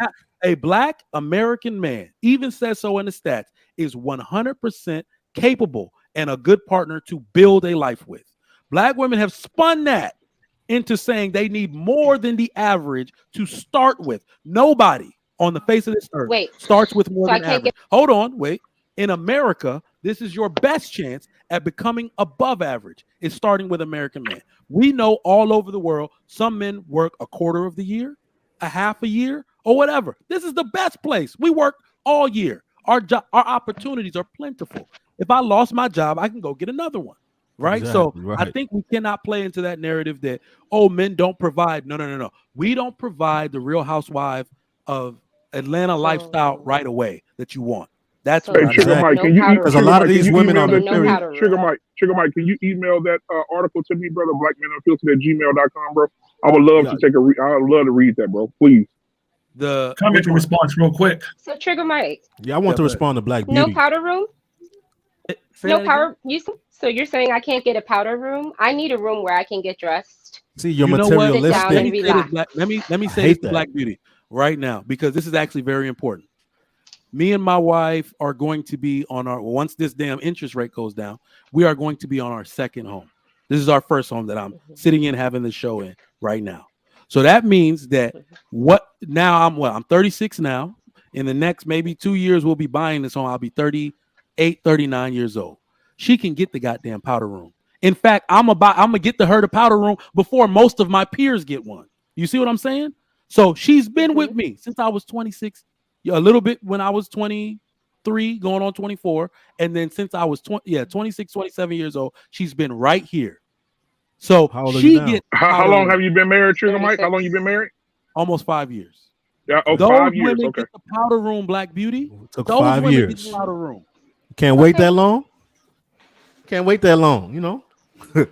Yeah, Uh, these women are they're microwave women because Trigger Mike, I appreciate the fact, and I like being on the panel with you guys because our pain, married man, been in the thing for decades, man. John the Baptist, Trigger Mike in there. I've been married for 14 years. So these guys, I don't know the rest of you guys, so I didn't say anything. But this is the proof that this thing works. And I'm with you, Trigger Mike. I'm in my first home, and me and my wife right now, we waiting because we're ready. We're looking for another home right now. So that's Exactly. what I'm saying. So what I'm saying is that my wife been riding with me since I was 23 years old. And And she's somebody getting a like nice Black walk-in Beauty, closet, right? Where she and can put somebody all So her like Black shoes, like Beauty, the the only sex thing and I They want the to already hear city. have is a walk-in in materialism. Texas. You got to see hold on. these. Let Black Beauty. No, Black Beauty. They Say all what you walk say, Black in. Beauty. I said, so she's getting a walk-in closet like Sex and the You My City. need to They wife got check Yeah. that has this. big one. You My area. wife You has know one. what? Hold you on. got Let me that say this, Brooklyn y'all. Let me say mentality. this. You better come see Let what. me respond to her. Let me Yeah, my respond kids to her. got a walk-in closet. How my wife not Right. going to have a Exactly. So let me say this to you, Black Beauty. And when it comes to what my wife wants, the way my wife see, I didn't want to take this. 'Cause I know John the Baptist is going to do it, but I'm gonna sneak him out. When what we believe from a biblical standpoint, it says when a wife does what she's supposed to do for her husband, she's rewarded by her husband with great things. And when my wife, the way she done rolled with me and walked with me and went through the journey with me from being down, coming all the way up to where we are right now, she deserves to have a walk-in closet, walk-in basement, walk-in garage, whatever the fuck she wants. We I can feel add that. it to the we can add it right. We can add it to the blueprint. You want garage to know supposed to be why? walk-in, bro. You know why? Because my wife, I know it. My bad, No, it that's came out just crazy. drive in for So, real, for real. but my thing is, to be honest, is like she deserves it, and the reason that she deserves that is because how she walked. Not no woman. I ain't got no woman that's saying I didn't go with her and she acting stupid, talking about I need this now. She's not a microwave female. She was a crock pot, Hmm. So, and now the longer she waited in that crock pot, the better the fucking food gonna taste. Y'all talk about McDonald's. No, Y'all hey, on a can whole I? nother Hey, level with Black this Beauty. bullshit. Hey, Black Beauty. no, Mm-hmm. Can I'm you here. a Scrum Master, right? You say Kind you do of. Oh Not Scrum? shit. Scrum yet, but I'm a PMP that I do some Okay, Scrum. I'm a web developer, so I know Scrum Masters manage web developers. How much would a web developer have to make to date you? Uh-oh. Um, I honestly, can I be honest with you? My whole thought process has changed. And the Uh-oh. reason why that's the reason why I went abroad to find someone because I'll be honest with you, I don't even care about money anymore. I really just want someone who is kind and who really has a work ethic, right? Okay, Like you don't even got to I'm go not abroad for that. You can stay right here well to find that. I already got, he's a nice guy and I'll be honest Oh, with you, okay. like it's So not you're that I essentially have you're a something passport against. bro. Hold on, let You're me a finish this passport point girl, sis. well, kind of and really. I'm Like I going to Brazil next repatriated week. I repatriated where my genes are from because I intend to live the second part of my life in Africa. So Oh, at the end okay. of the day, that was really my choice because I figured rather than convince a Black American man to repatriate, let me just be with an African who want to be in his country. So at the end of the day, that's what I did. And I know he's like every other Nigerian. When he gets here, he's gonna go beast mode, and I'm completely ready to witness that. Like, I'm ready to be a part of that story. Okay. So let him come from Nigeria and go beast mode, how they all do, and get this money like Trigger Mike. You getting him a green card? Yeah, he gonna be official. I'm official in Nigeria. He made me official there. Sis. I'm Niger wife. I'm Niger wife status. You got make a comment real quick. Who else want to get in on this? Can I make a comment real quick? Hold on. Black Beauty, you said you were. You know why? Because the men that make money, they have here in this country, they have very low patience, and like I'm just my own unique kind of person, and I just want someone who's fun. Like, yo, he's just a fun person. We love the same things. We're into kind of. It's completely different than what you was talking about. Well, wait. How old are you? That's not husband. I'm 36. Criteria. Oh, okay, 36. And then so the guy the guy that you're looking for is gonna be like older or your age? My guy is 41, and he doesn't have any children because he was in a marriage with a lady for 8 years and she never gave him any kids. So so he's gonna give him some? Okay. You gonna have kids? So, I'm gonna have like 6 kids.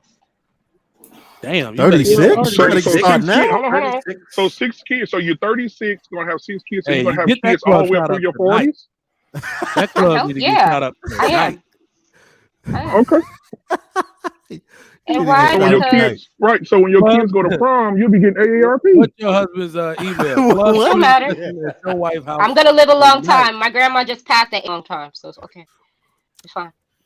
Okay. Can I make a comment real quick? Get that wall. It wasn't circumstantial. I was engaged to a person that passed away.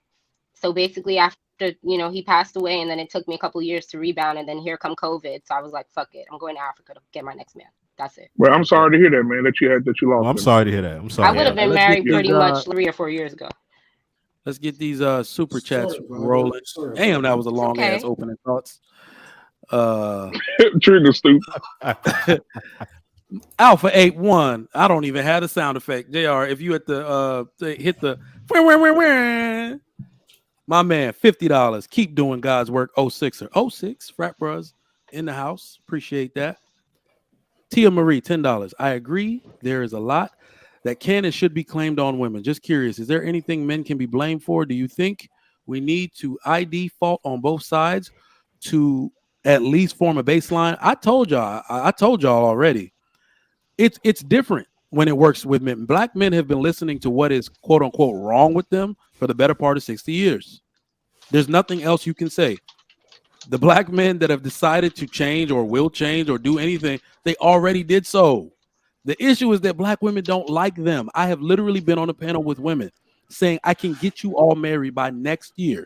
These are the dudes. Oh, they're weird. They don't have any swag. He's not fun. That is what we're dealing with. There has always been a smaller group of marriageable, functional, productive men, a smaller group of them. That's who y'all should be going for. This is not a fix all black men thing. You cannot fix any group of men in its entirety. You cannot. That's why we have jails. That's why we have hierarchical systems, social structures, social credit scores. You cannot fix everybody. Some people are just degenerates, and y'all keep wanting to fuck with them. That's why they're even a topic of conversation. This is because we have an epidemic of educated women who are supposed to know better fucking up. It's y'all time. Sorry. This is the problem now. Check this out, right? You come into a family. Right. There are 3 girls, 3 boys, right? They are all educated.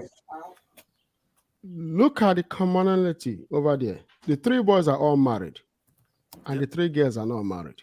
Yep. They all have education. And what's the problem? Because as soon as you give a woman power, she abuses it. She abuses it. That's all we saying.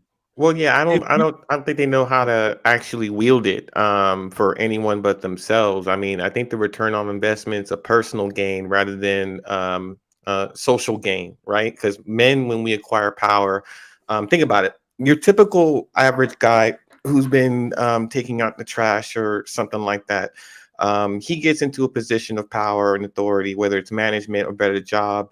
It's not just him that improves, but it's everyone around him, right? It's his family that gets to come up. It's his mother or his father or whoever he may be taking care of, or the woman that he's seeing and her kids. Everyone kind of gets to come up when that man educates himself or gets to that next level. When it's a woman, it's pretty much all about her.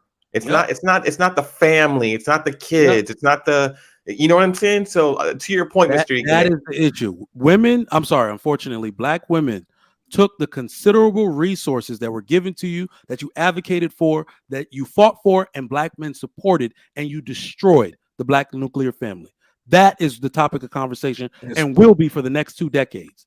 And when you empower a man, we tend to create families. Every group of men, black men, white, don't matter.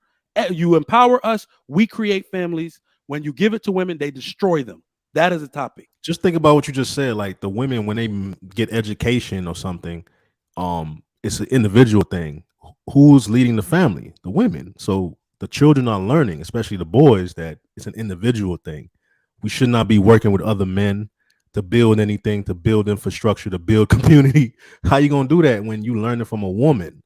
And even if you're in a 2-parent household, because I have some of these households in my family where you have the father there, but the woman is doing the most. She has the most in the household. What she says goes, not because it's valid, but because you just don't want to hear her mouth.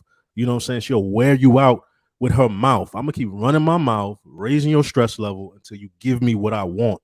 I do not like those women. Those women are counterproductive to any focused, disciplined man. They will raise your stress level, and they may even make you go off and snap, and then police can potentially get involved. So that's why you need to check them before they get you get to that point. And I think you should do before that. I think it should be. What I'm saying. It's deeper. It's deeper. It's deeper than that. It's deeper than that. It's deeper than that. I think what we're talking about is trying to find a solution, but I think it's deeper than the problem's deeper than that. I'll tell you why.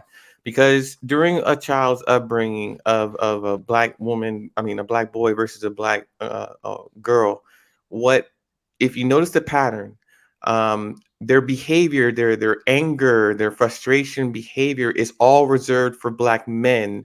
The submissiveness, the cooperativeness, the pleasantness is reserved kind of for white men and white dominated fields. Like they can turn it on all day and be kind and gentle and have the softest, warmest feminine voice all day from the 9 to 5 to do their job so that it can continue to get that money. But when it's at home, it's the hostile, it's all the ugliness, it's all of the rage, it's all of the things that you wish you could deal with and say at work, but you dump all that negative energy at home to the man because you don't have to respect that man. You don't have to listen to that man or obey that man. You can live your best life at home because your heel is on his neck.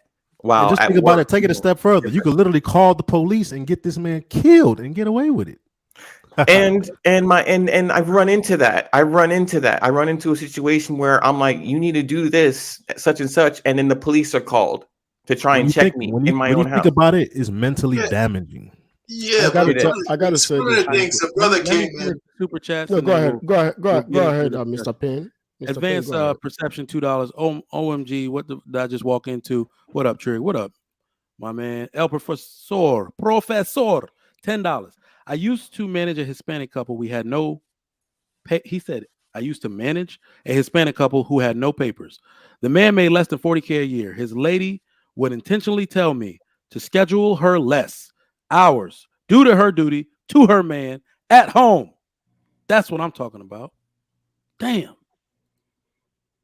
Kevin C, appreciate it. Foreign currency 75. Black Beauty is speaking about a straight up Pookie framework. We know.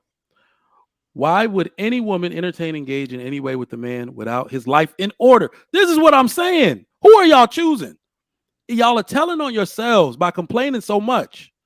I don't understand how y'all don't see that y'all are putting your own business out there. Well, men need to do this and men need to do that. What men are you choosing? Literally, I understand hypergamy.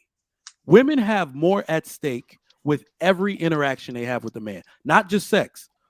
With every intimate interaction, social interaction, your perception and your reputation is at risk with a social interaction with a man. If you let a man take up too much time in a corner of a party, your reputation can be at risk. So you have more at stake. So I understand that you need to be hypergamous, but that's not what black women do. Y'all are lustfully hypergamous. And are we not factoring in white supremacy if in the y'all were system? actually practicing hypergamy, you could not complain about your men on YouTube because you would be only procreating with men that could take care of you and the child once you had it. Do we factor in white supremacy and systemic racism in all in this conversation? Our intelligence, hold on. Our intelligence on this show soars far above. Now, what I will say is that I'm not going to completely put those factors out, but the same way the gender pay gap is not really about discrimination, the issues between black men and black women is less about white supremacy than it is about our own behaviors and choices. I'm too intelligent to entertain that shit. We would say about 20% white, 80% black. Okay. Let me say something. Everybody's been talking. First of all, I hate bringing race into this thing. Our issue with our black women is we don't want to say white supremacy because that means so many things. You lose whatever argument you have. When the guy came in first talking about black men and black women, and I almost lost my thing because everybody kept stopping me. He's right. There's a path that black men need to follow. And here's the point I'm thinking. The Ebony K. Williams thing has done one thing that's for sure. This black manosphere or whatever is not letting her get away with it. Maybe 5 years ago, she would have been able to say what she said with complete impunity. And nobody's letting her. So whether we have a cohesive manosphere or not, we're not letting her get away with it. It tells you how big YouTube has begun and TikTok and all the social media for men has become because black men are not letting her get away with it. And there's more black women starting to tell her, what are you talking about? You're about settling or going down. And one woman came out and said, well, how about all the men accepting women with 6 or 7 babies from 8 different men? How about that? That's marrying down. How about, she just kept going through a litany of bad behaviors where men keep marrying these kind of less than kind of women. And she said, what about that? So there's women starting to come out against her too. And I think that's where she's starting to really feel the pinch that she has to keep coming out and try to defend herself. Not just for men, because they used to ignore us all the time. But we're not letting her get away with that. And, it's a certain set of misandry that she has. And I don't think we don't use that word enough against, like they quit to say misogyny. We need to start calling women misandrous where we see it. Hell yeah. We don't use it enough. I said, hey, black men, that is what I meant. She is a misandrous. I just want to respond. The reason why I brought up white misandrous in the chat right now. Go ahead. My bad. The reason why I brought up white supremacy is not to complain or victimize. We're talking about problem solving solutions, right? So the system within system. So we look at different systems that pose a threat to the black family, like the court system, for instance, which is leaning towards women. So if black people were to get all their dysfunctional behavior, or like say a significant portion of black people would get all the dysfunctional behavior intact, we would still face a threat because that means somebody has to fill the vacuum. Other groups would have to be at the bottom. And other groups know and understand that your dysfunction and the fact that you are blind to certain things or you're not fixing certain things, they're able to like rise up as a result of that. So to not understand the system within the system, which is just groups against other groups and power dynamics, we're not going to be able to come up with good solutions to the problem. Let me answer you though. I didn't say that white supremacy doesn't exist. I didn't say you said that. No, but I know, but I'm saying when we bring that term up, it's so broad of an umbrella term, things get lost. If we talked about this child support system or the fact that it's tied to the penal system, let's talk about that specifically, that law needs to be changed without calling it white supremacy. So you know what I'm saying? That's what I'm saying. So when we bring up when we bring up what those two words are, when we talk about white supremacy, when you say it's broad, it's been actually clinically defined as complete control and dominance, one race over all other races in all people activity, which is politics, entertainment, education, religion, sex, and war. How is it not true, Trigger Mike? It's not true. So what you were saying is that even if we all got together in kumbaya, we'd still face some type of white supremacy narrative. No, we don't. So whenever we talk about white supremacy, I want to make one thing very clear. In a country where that is still, it's going on its way out, but it's still predominantly white, how the hell did white men and how the hell did Middle Eastern men and Asian men were able to make more money than white men in a country where white supremacy, the number one thing that will actually determine whether you control this country is control of the middle class. It's actually Asian and Middle Eastern men that control it, and Nigerian men.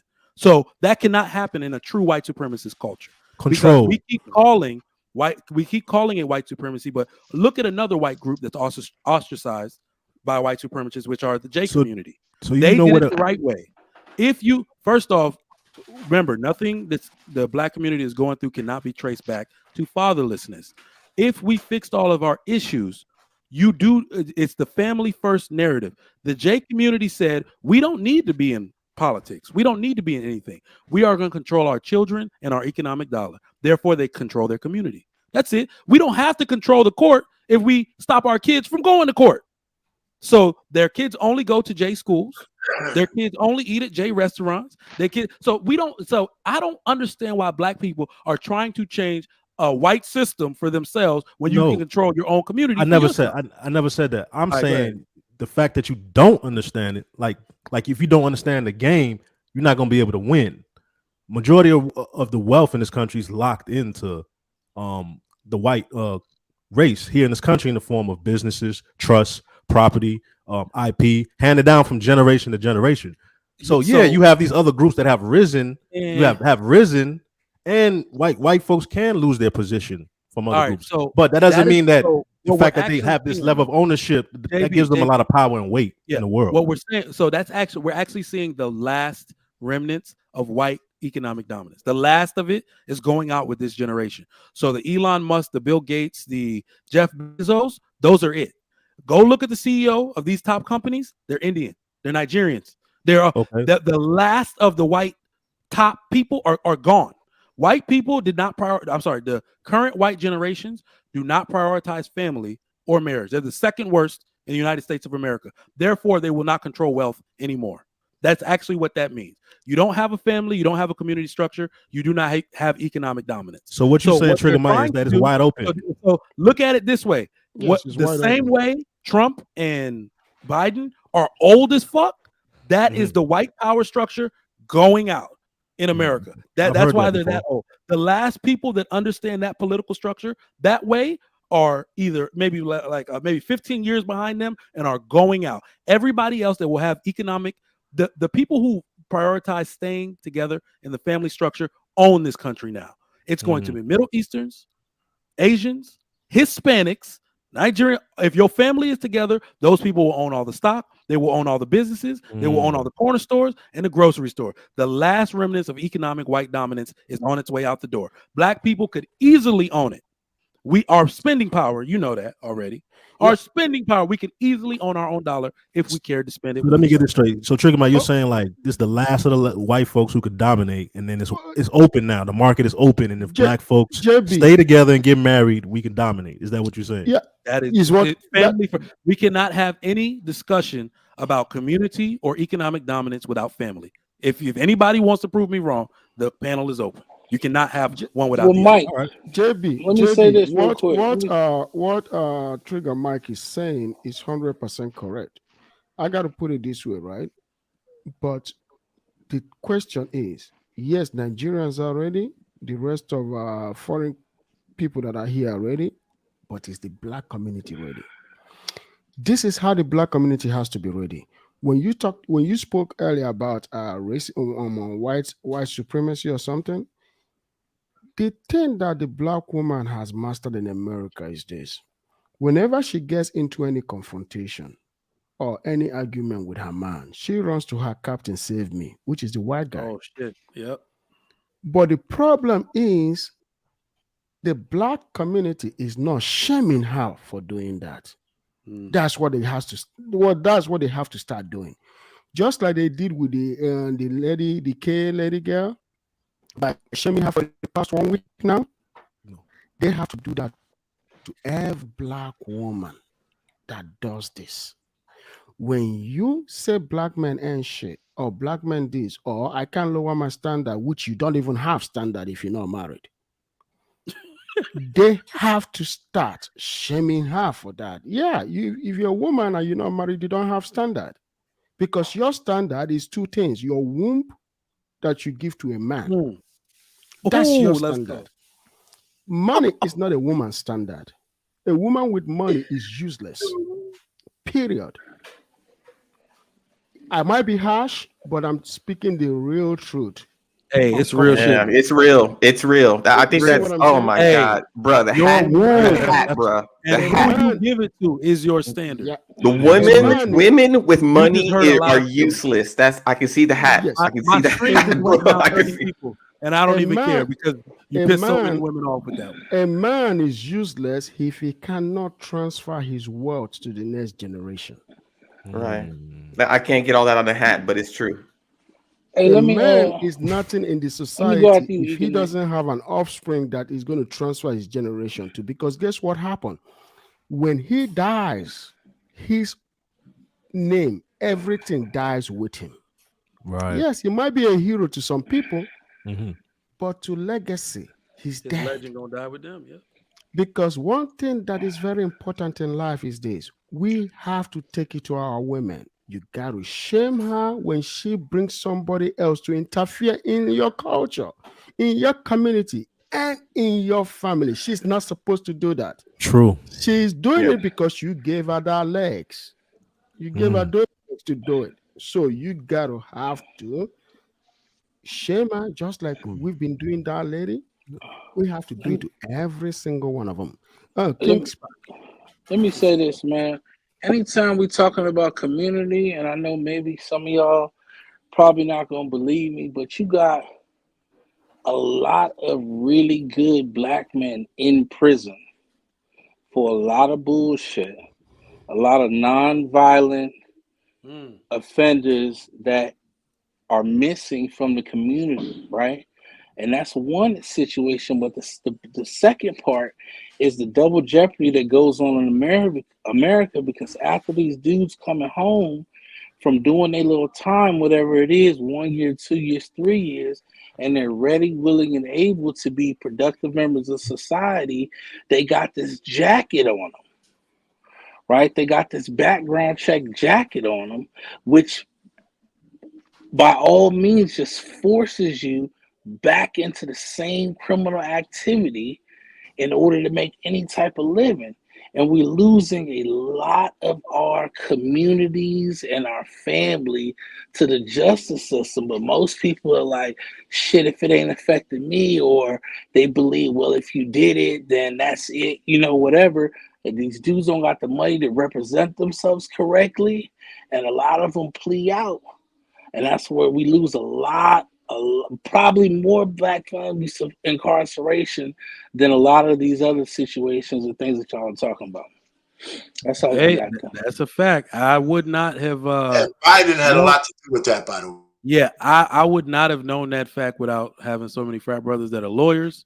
And we talk about white supremacy, but isn't the Innocence Project owned by a white guy? I'm just saying they doing a lot of work. If I didn't watch those documentaries or some of the articles about what the work they're doing, and every single time, I don't know if it was last year, they had to have gotten in the double digits of people out of jail serving life sentences for crimes they did not commit. What is it? 85 to 90% of the time, that person was black. Right. Right. Also on top of that, what we're talking about will address going to prison, like strong families. You could discipline your son. They're not gonna go out here and want to be part of gangs and all that. So the families, yeah. But that's what I'm saying, JB. Though, if they could think about this, if they could lock you up for a murder that you didn't commit, what do you think about all the rest of the crimes? But the thing is, that's That back means then when that DNA that wasn't in means that existence. you know They what I'm can't saying. do If it you today, bold bro. enough, but no, They listen can't what do I'm that saying. today. No, They I can't just do that today. hear me out. What I'm saying. Nah, it's not If that you're easy, bold bro. enough, It's if not you're that easy. bold enough, No. if you're bold enough to lock somebody up for a murder, which is the most serious crime that we have in this country, then Right. it ain't shit to put you down for a couple of grams that they didn't really find on you, or take a car that got 1 gram in it and charge 4 people for it. It's a whole bunch of And that it shit. still goes back to us being weak as a group. Strong families get dominance and control, and they'll be afraid to do something like that to us. It's not really. So There's what I certain can groups say, they won't even attempt to do They that. won't even attempt to do that too. This is a multifaceted issue. It's not just one thing, because remember I told you, like, this is why it seems like our directives are falling on flat ears. First off, we can't tell men to do anything and take directive. All the men, how on earth can black men be the most incarcerated group of men and all of this, but then get the title of most involved fathers in the United States of America? Most fathers that spend time with their kids, most all of it. So it's like, how all of this history is happening simultaneously. That's because the men that will listen, the men of a certain type, the men that have certain life experiences, lessons, these men do primarily come from 2-parent homes, but a lot of them do not. It's men that simply made the choice to listen and follow a better direction. And I'm one of those men. Exactly. I'm telling you right now. Now, let me say something that's actually real. I think there's something like, right now, of marrying age, there's something like over 2 to 3 million black women that are marriage eligible. Of those 2 to 3 million, probably 500,000 are actually women black men would want to marry, meaning they don't have an attitude. They're submissive, and we got to take fit out of it. It's almost 80% of the black community isn't fit. So we got to take fit out of there. You see what I'm saying? Right. But there would not be enough eligible black men for them to marry, even if we wanted to marry all of them off. But there actually is more than 500,000 black men. But what I'm saying is, let's find the people who actually want to be married and marry them all first before we get to, oh, well, all black men aren't marriageable. It's the fact that all black women ain't marriageable either, if we want to be real.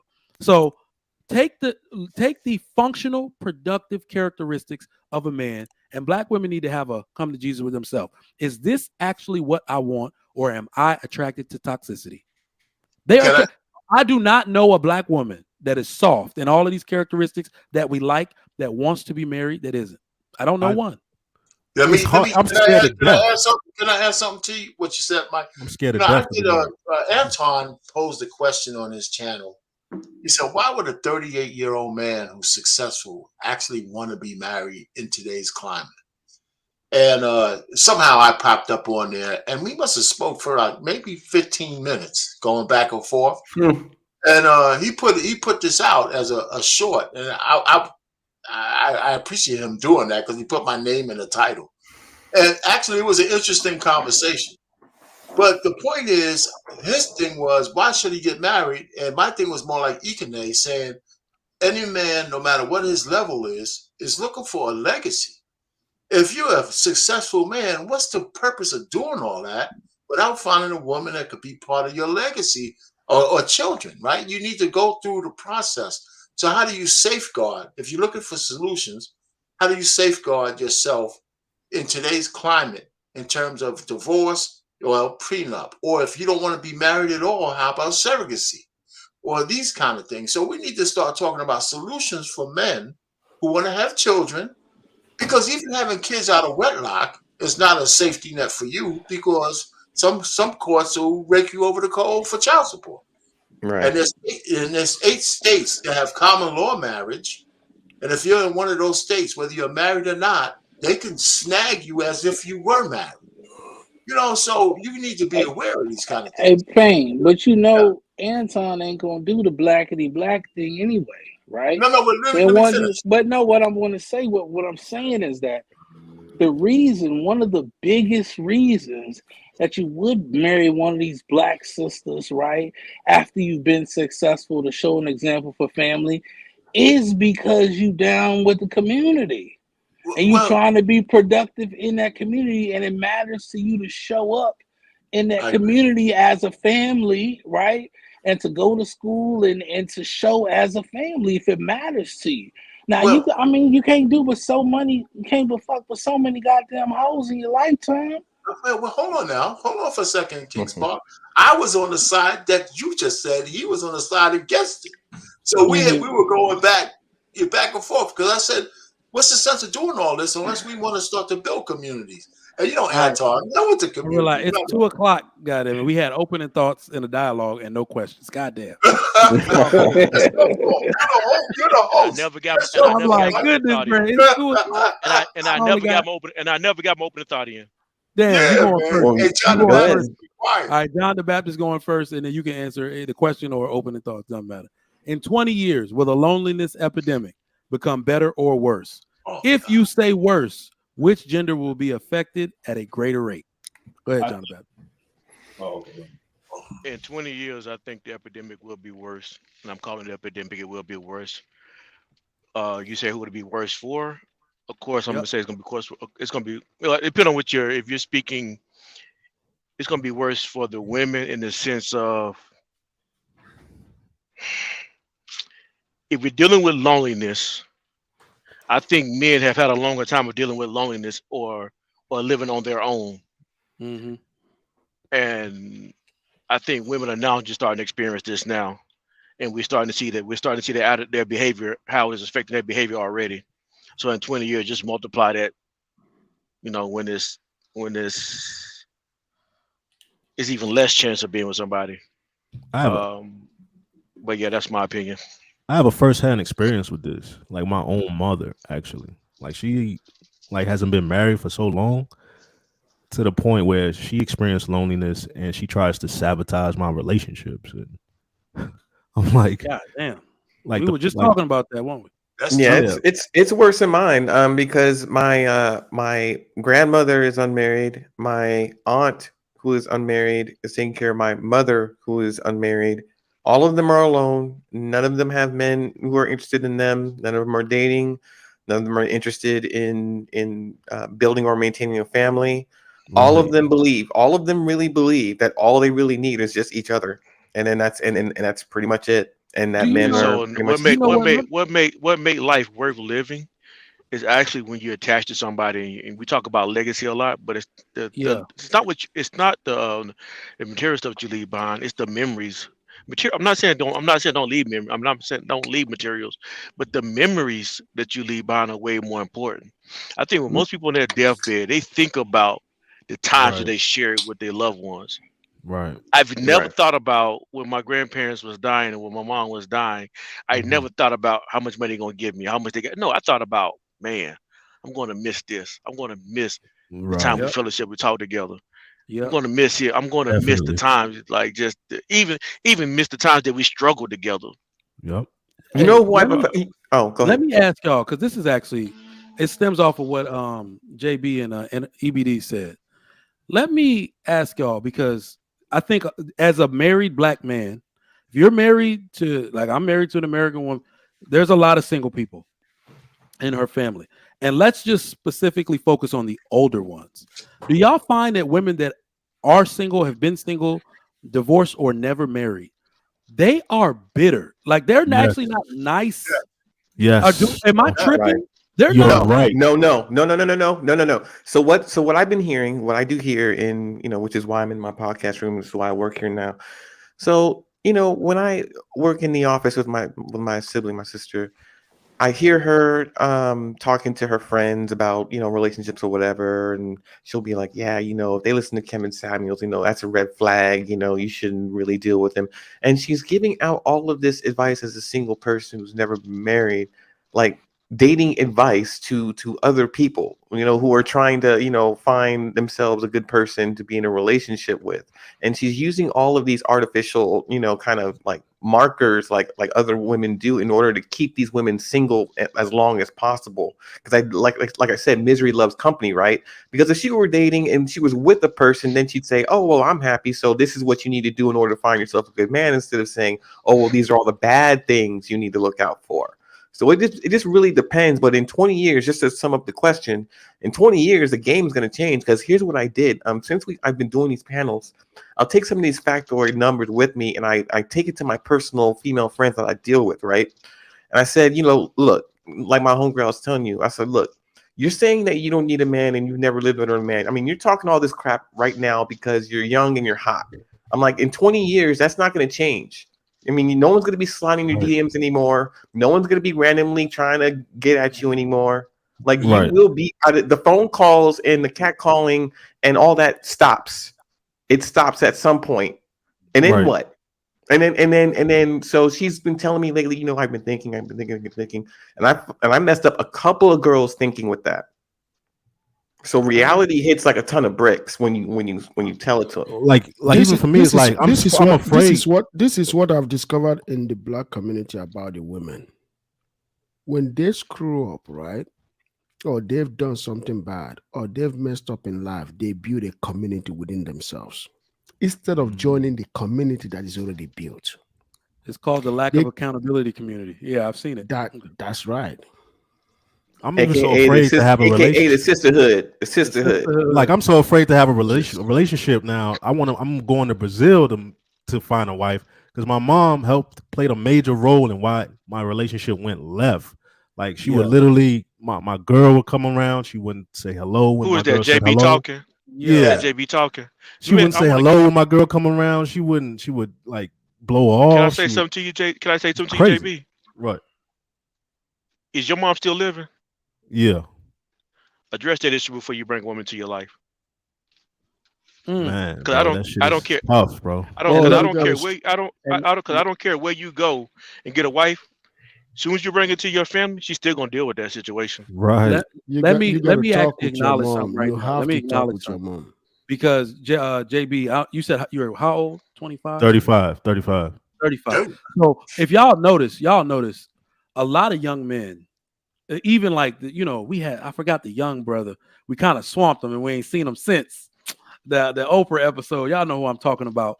We also got to understand them when they come in here, they're also looking for guidance. They're looking they need to hear what we got to say to challenge any ideologies their mom might have put in their head, right? So I have a really good feeling, JB, just the way you're talking, the question you're asking. Your next woman, when you start to, find a woman, like let's say you're trying to get married, right? John is right. You're gonna do it with a lot better view of what you want for the long term, right? And it will mess up your relationship with your mom if she's that way toward that woman.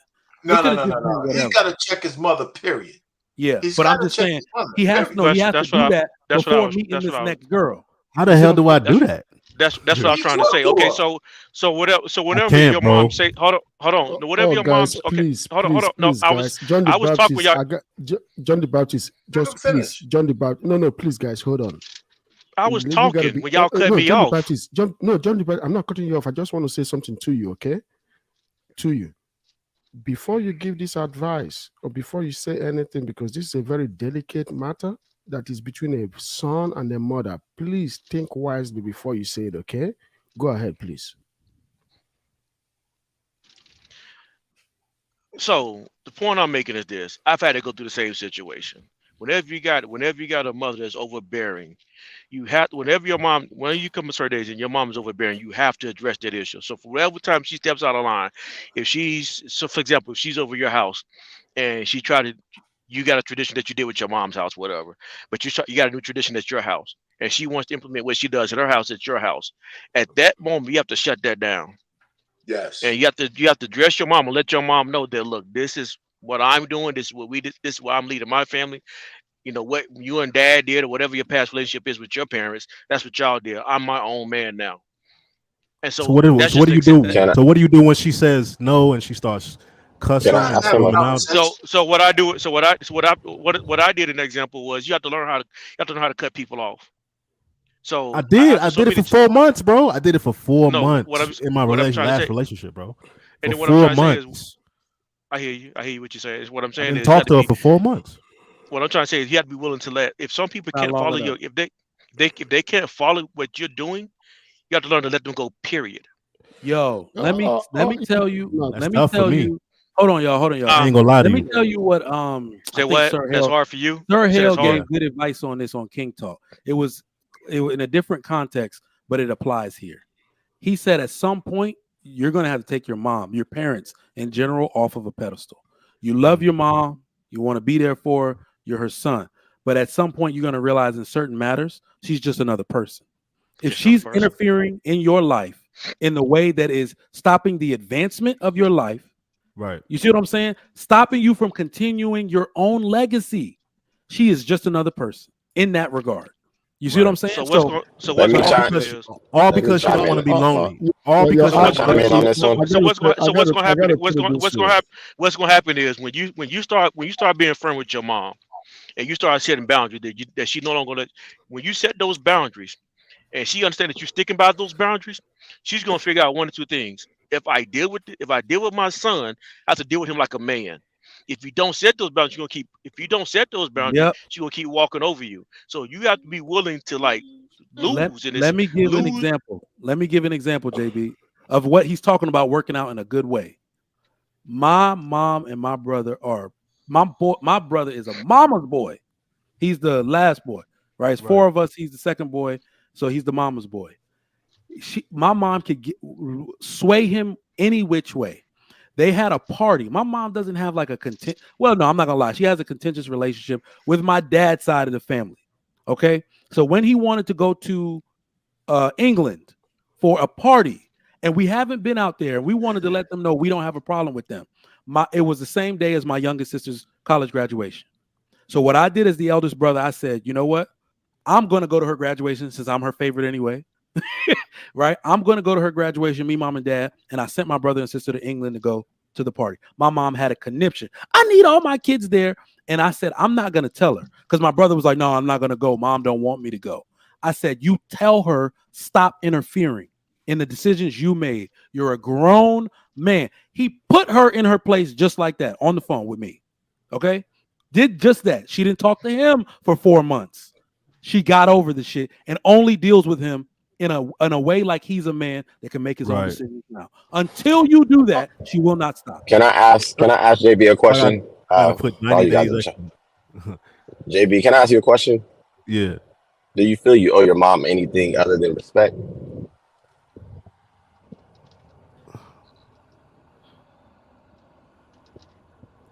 I think I owe her respect, but yeah, but besides that, and the reason why I ask is because it sounds like you definitely have an affection for your mom, which you should. That's just normal. But I think it's sometimes not just her by herself. It's like my sister. She would like when I cut my mom off. My sister was like, "Why are you not calling mom? Why are you not talking to mom?" And I tell her, she would just sidestep everything she did and go right back. But that's your mother, No, Cut them all off. That's understandable. Let me finish. Hold on. Let me Women finish. give the worst advice in regards to what you should do with women.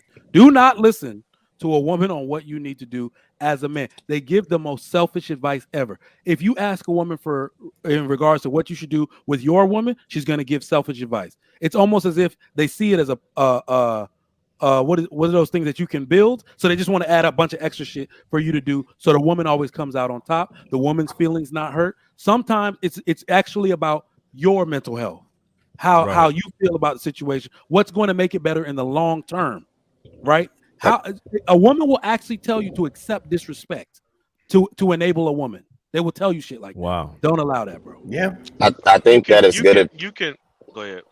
I think that is good advice. I'm about to say something. True, go ahead. I think that is. True, I think that is.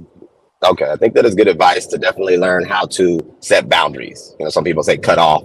That's just another way of setting a boundary. But I think that that's premature before you learn and assess the relationship you have with your mother. Because if you are struggling with setting the boundaries now, I would assume that she probably doesn't perceive you as the man that you want to be perceived as. That's your responsibility to establish that. So you're going to have that conversation with her, ask her how she sees you, and then create that dialogue, and then go from there.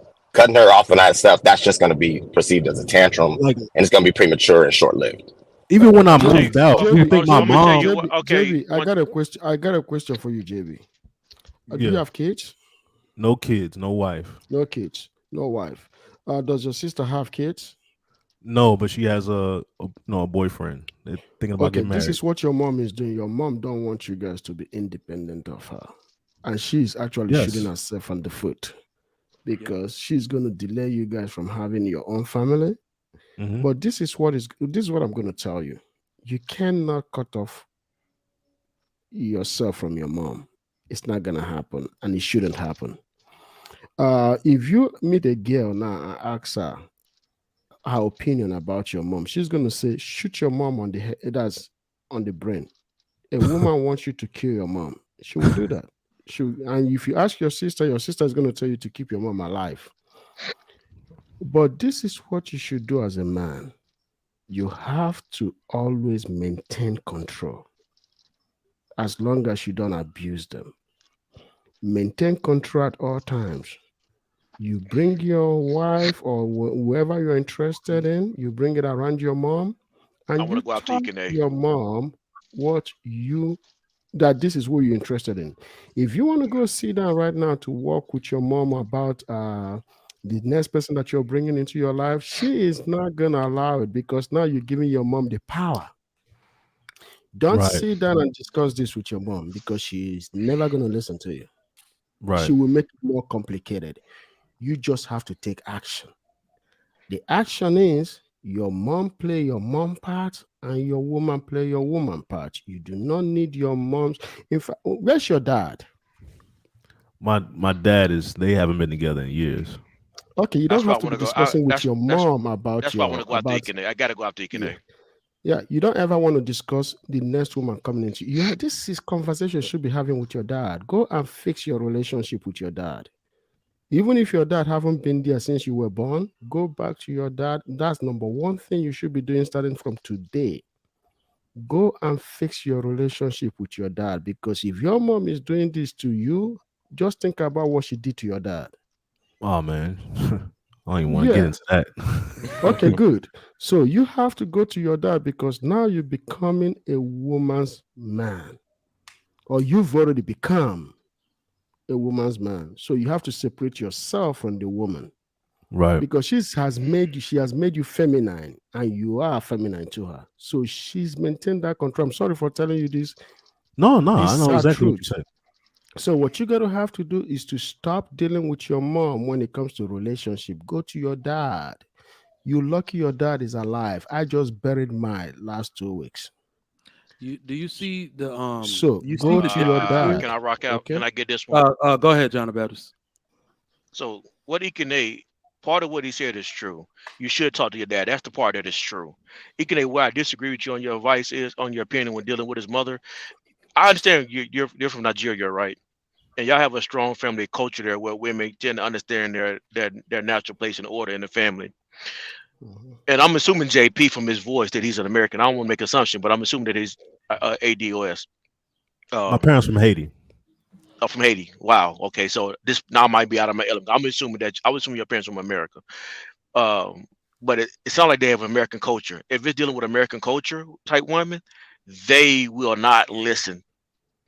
They will not grow out of this until you ban them. Actually, when I shut the door down on my mom, and I shut that door and I closed that door, is when she began to open up her mind and listen. Now, your parents are from Haiti, aka may be more right than I am, and because you said because they're from Haiti, they may I don't know Haiti's culture. I just know American culture.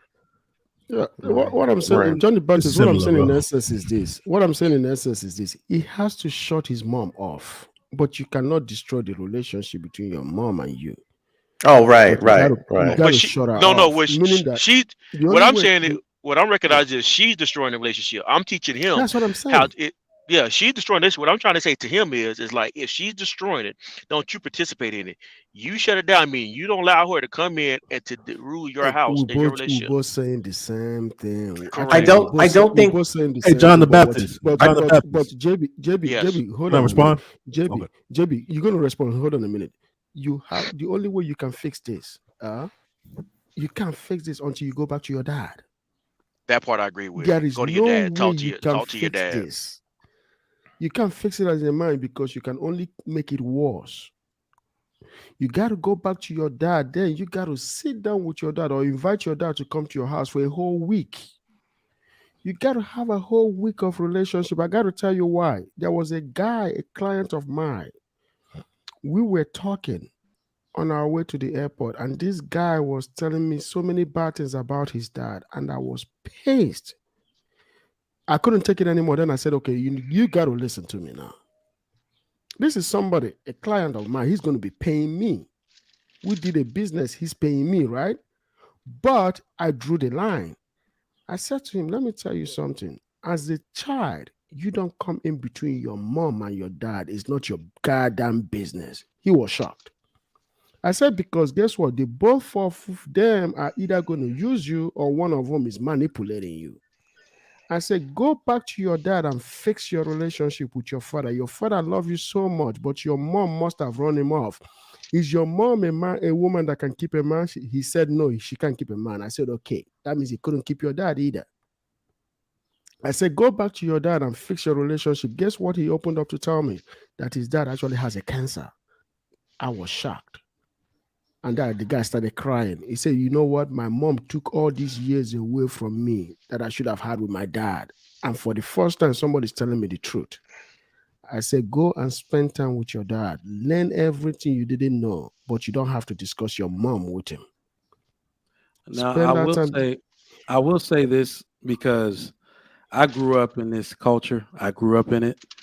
And I'm going to substitute dad. If you can, if you know your dad, if you can talk to him and approach him, yes, he can have his right.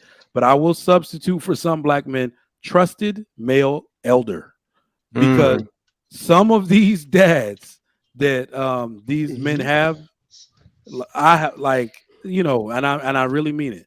Coming out of the crack epidemic and all, some of these dads are not.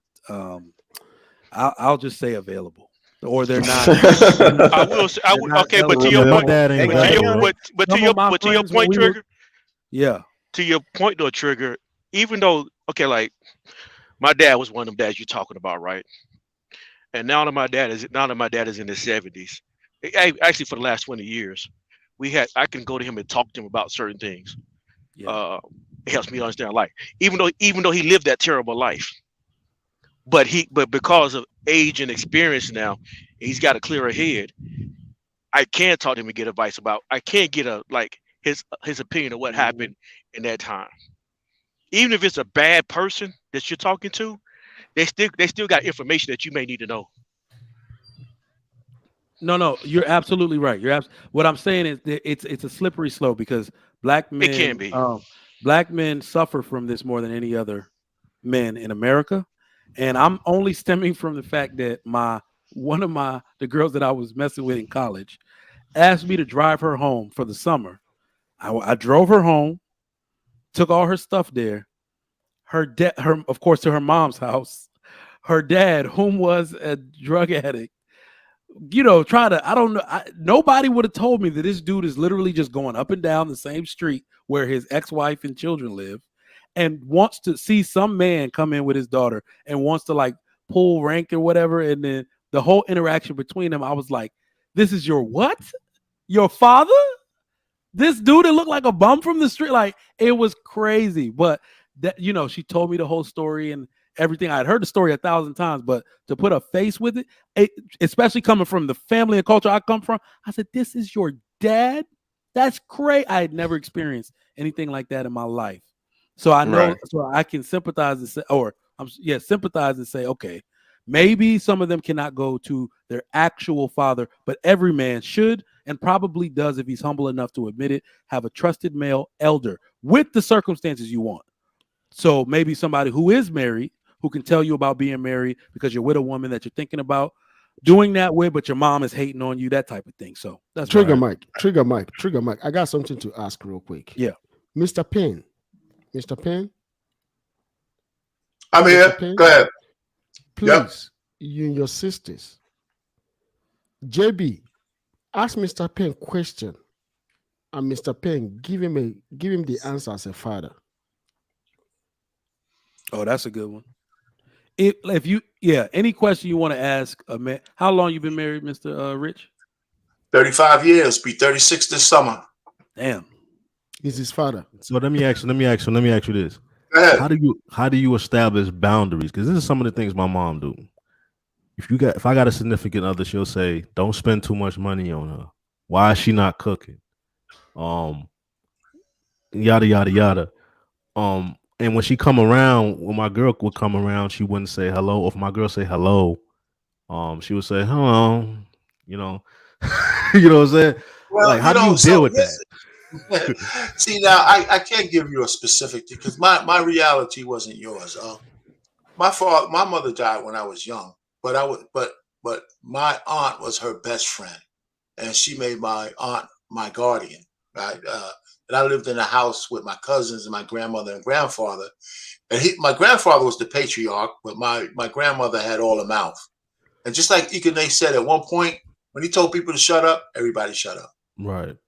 You know, that's how he had it. But I brought 2 girls home in my whole career. The first girl I brought home, I think I ruined the whole household. My aunt didn't like her at all, but she didn't show it outwardly. But when I brought my wife home and met her, she was all smiles just meeting her. But so one of the things is I had a female dominated household just like you did. But somehow I think because I went to an all boys school, I understood the need to be around men because we had deep discipline and all that. At some point, at 35 years old, brother, listen, you got to be respectful to your mom. But if you want a life and a legacy on your own, you can't just keep. You got to be able to just tell her in the kindest way possible and respectful way. Hey, mom, listen, this is the girl for me, and whether you like her or not, I don't need any more. I don't need any more reference. She's my. And then you don't have to have a debate about it. You said, listen, we don't need to talk about this anymore. Hey, listen, you're over at my house. You want something to eat? You want to sit down? Blah, blah, blah. But we're not debating my girl. We're not debating. And then go to your father, like Ikene said, and stuff like that, and have a male conversation. Right. But you don't have to have an adversarial conversation on your part with your mother. Right. Okay. She might want to instigate one, but you have to maintain your male frame. Say, listen, mom, I'm not going to argue with you. Stop it. I'm not going to argue. And then she might be mad. Let me give you an antidote. My wife, my daughter was failing out of school, right? And she didn't tell me the truth in college. And I went crazy when I found out her grades and what she was telling me didn't match up.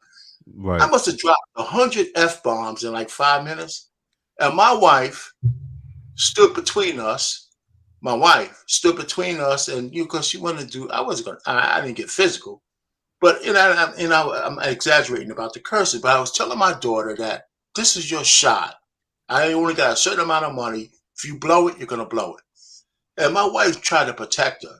And I looked at my wife and said, listen, if you're not on my side, get the F out of my face and shut up. Right. And she looked at me because I never talked to her like that. She didn't talk to me for like 2 weeks. My daughter unfriended me on Facebook, everything. Right. But she was dean's list the next year, the next semester. And my wife got over it, and I never did that again. But so sometimes you just got to stand on your square. Right. And it doesn't matter who the hell gets mad. You got to do what you got to do.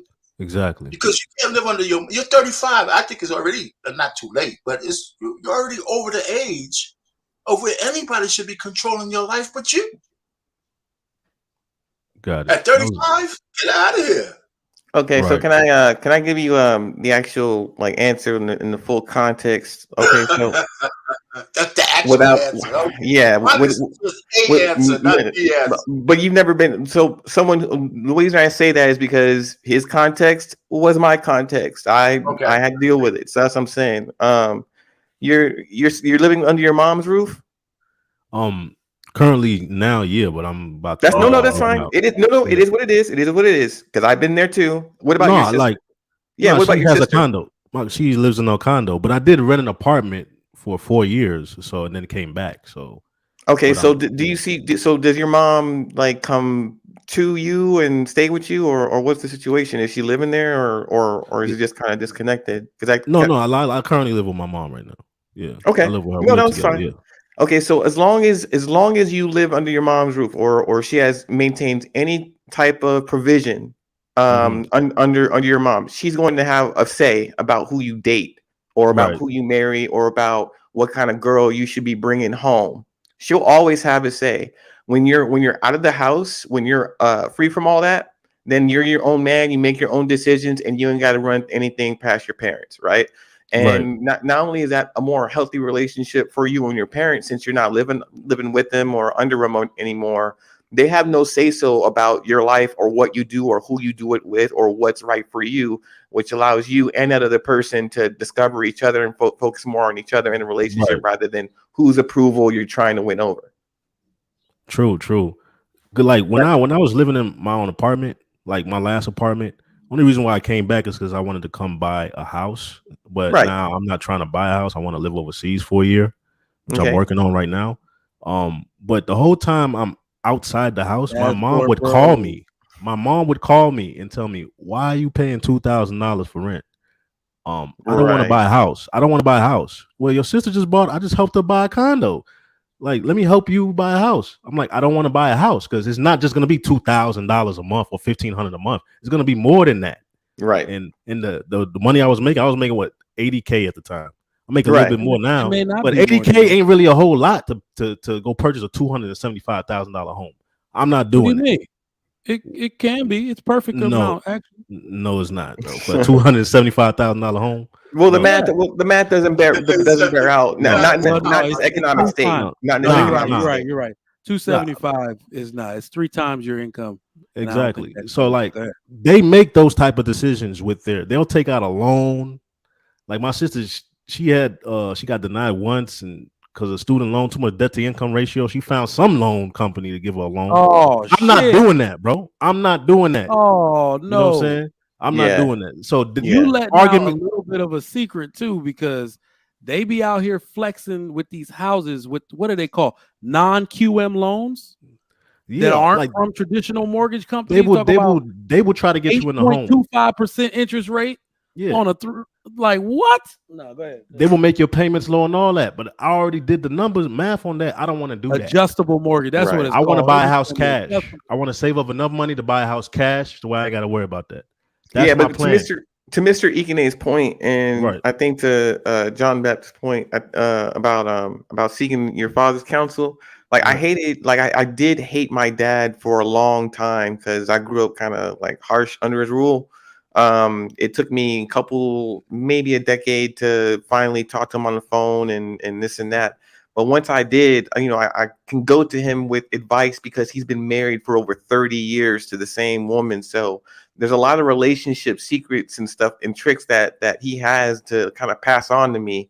Right. So a lot of it is like compromise and arguments and duty and respect and lines that are just never crossed. Like there's all of these things are pretty well established in a 30-year relationship. It doesn't begin that way, but it can get to that point if you have that same, if you both have that same mindset that this is going to work. This is what a marriage is. It's up, it's down, it's ins and outs, it's deaths, it's births. It's all the things that come in life, but just sharing it with that one special person. And what we're missing, now in the younger generation is patience and tolerance, right? Because as soon as somebody makes a mistake, they're out. As soon as somebody looks at somebody's social media, I don't have that. Like my mom used to put hands on my dad. She used to physically abuse him. Oh my God! And threaten to call the police on him too. Oh no! Yeah, you know what I'm saying? Like my mom used to put hands on my dad, and then my dad would hit her one time, and she'll just fall out like, You just hit him 50 times. He hit you one time out of self-defense, and you want to call the police. Right. That's the type of mom I got. She's a Haitian mom, bro. You know what I'm saying? Yeah. She's aggressive, bro. So that's crazy, bro. You can't just talk to her. Yeah. Let's, we got to get the question answered at this point. So I'm going to go to get us back on topic. So in 20 years, what does the Marquis say? In 20 years, will the loneliness epidemic become better or worse? If worse, which gender is going to be affected at a greater rate? I can keep it in 1 minute if you want. I'm gonna go real quick. Go for it. Naturally, it's going to get worse, because any hope I ever have that we're going to turn this thing around gets dashed by one of these Ebony K. Williams type chicks. Every hope I have, all I have to do is hear a woman that is educated, smart, capable, and who has influence. All I have to do is hear them talk, and I know how many women they affect and they talk to. And then you go read the comments, and in the comments on this show, yes, sis, but her standards are her standards. And I lose all hope. Y'all gonna be single as hell. And as you can see, this shit is deadly. Not only that, it's not even just the fact that you're single. It's that you have the ability to get into situationships and relationships, but you lack the functionality to maintain them. The one thing I've noticed about women in general today, especially because they have these high unrealistic expectations, they are obsessed with perfection. That's why the first sign of trouble in a relationship, rather than take the every ability they have to repair it, they dip. Think about it. Once the honeymoon phase is over, she gets bored, and the first problem that happens, she wants out. That's not the way it's going to work. It's supposed to work in a relationship. It damn sure ain't the way it's supposed to work in a marriage. You will be lonely simply because your inability to create and maintain functional relationships. That is going to hurt women worse than it could ever hurt men. Somebody already said it. Men are used to being alone and or single. Men that are incels, they will actually find, some of those men will actually find companionship in women of other races. The only, we have to be real about something here. A lot of men that only want black women, that's the only reason they're incels, because they love black women. I got homeboys, I got dudes that don't dress that well, that aren't that attractive or whatever. Some of them are my frat brothers, if I'm gonna be honest, who only want to deal with black women. That's why they're single. The second we took them around some other women who appreciate the fact that they're smart, that they go to work every day, that they got their own apartment or house, that they drive a nice car. These women appreciate. And look, and this dude, one of the dudes I'm talking about, make more than everybody. He's in, he's speaking at the what's that conference in what's that conference here, that oil and gas conference? Damn, y'all know what I'm talking about. Oil and gas conference in Houston, where all the hoes go to pick up all the men in oil and gas. That I don't know that one. But where the energy station, the energy stadium, or somebody gonna put it in the chat in a second. But that conference, he's a speaker in that conference, multiple six-figure dude, but literally an incel, because women don't like, he's a nerd, right? So that's why I'm like, dude, you got to get out. You got to get out of the. You have to stop messing with black women at this point. You're only damaging yourself. You're 37 years old, right? So that's gonna solve some of the incel crisis, because it's not what they want to do. I think most men lose a bit of their identity when they go mess with another woman, but some men have to at this point. So it's absolutely going to be a loneliness epidemic for women, because if we're talking about our women specifically, women keep saying, men of other races love us. What men? White men? Do you see the type of black woman that white men love? White men do love black women. They love an extremely fit black woman with a great attitude, who's delicate, feminine, walks like a model, who has natural hair. White men love natural hair. How many women you know that fit that description to date? Barely any. They know how to speak to people. They are courteous. They cook. They love that type of black woman. You're right. That's not the average black woman today. So what option do you have other than the black man? So if you don't know how to create functional relationships with them, you will be lonely, and that is going to unfortunately lead to health issues and everything we talked about earlier. Or my Go ahead, situation. What So I would no, go ahead. yeah, just keeping it short. What I would say is, yeah, in the next 20 years, the loneliness epidemic is going to get worse for women, only because during the past 30 to 50 years, us as men have been told what's wrong with us, and during this time, we've been on a road to slow improvement. The average black man is no longer a gangster or a thug or a crack addict. He's now a businessman, an entrepreneur, an athlete. He's got there's avenues that we can have, lawyers. There's avenues that we can go to that we didn't have before, right? So when you're hearing these women talking about how the bus driver isn't good enough, or the average black man isn't good enough, like, who are they talking about when they come up on these panels? Number one, and number two, I mean, even if you are working at Starbucks, or even if you are working as a bus driver, first of all, you need to be proud of having that job and serving your community in a positive way and getting paid for it. And number two, no person really works there for 30 or 40 years like they used to, especially in the modern era, right? You're at a job for maybe 2 to 5 years, 5 to 10 if you're really lucky, or of a certain generation, right? They'll keep you around for that long. But now there are so many avenues to come up on, numerically, and to next level yourself. So the problem is they're unwilling to put in the work, but they want a man who already has the results, and they don't understand the factors that man had to go through in order to acquire these results. So yeah, there's going to be a huge gap, because there's going to be a whole lot of lonely women who refuse to adjust their attitude and their behavior, rather than surrender the money and the fame and think that everyone's going to love them forever and ever, because they can just go to Dr. Slice and Dice and think they can look 20 years old, and that's not going to happen. Reality hits like a ton of bricks, and it hits people in the face, and you can see it because especially in the modern era, because there's cameras everywhere. So men are not going to have this problem because they can always afford a lifestyle that younger women are going to be attracted to. That's just going to be forever. So there's nothing that's really going to switch between our requirements as far as men, and then the loneliness and depression that older women or women in our peer group are going to go through. But they said, like, by 2030, there's going to be over 40% of women. They said no nation has ever experienced that. So what are we going to do with a bunch of older, lonely women? So John the Baptist actually hit it on the nail on the head of what I was going to say the other day.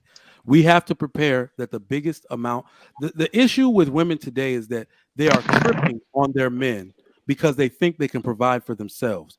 The worst part about this is that women actually exercise no foresight, little to no foresight. You are not, they think they have the work ethic and or the capacity for work that men do.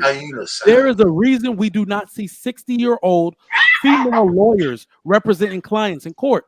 No, they don't want to do that shit that long. They do not want to do high productivity for the entirety of their life.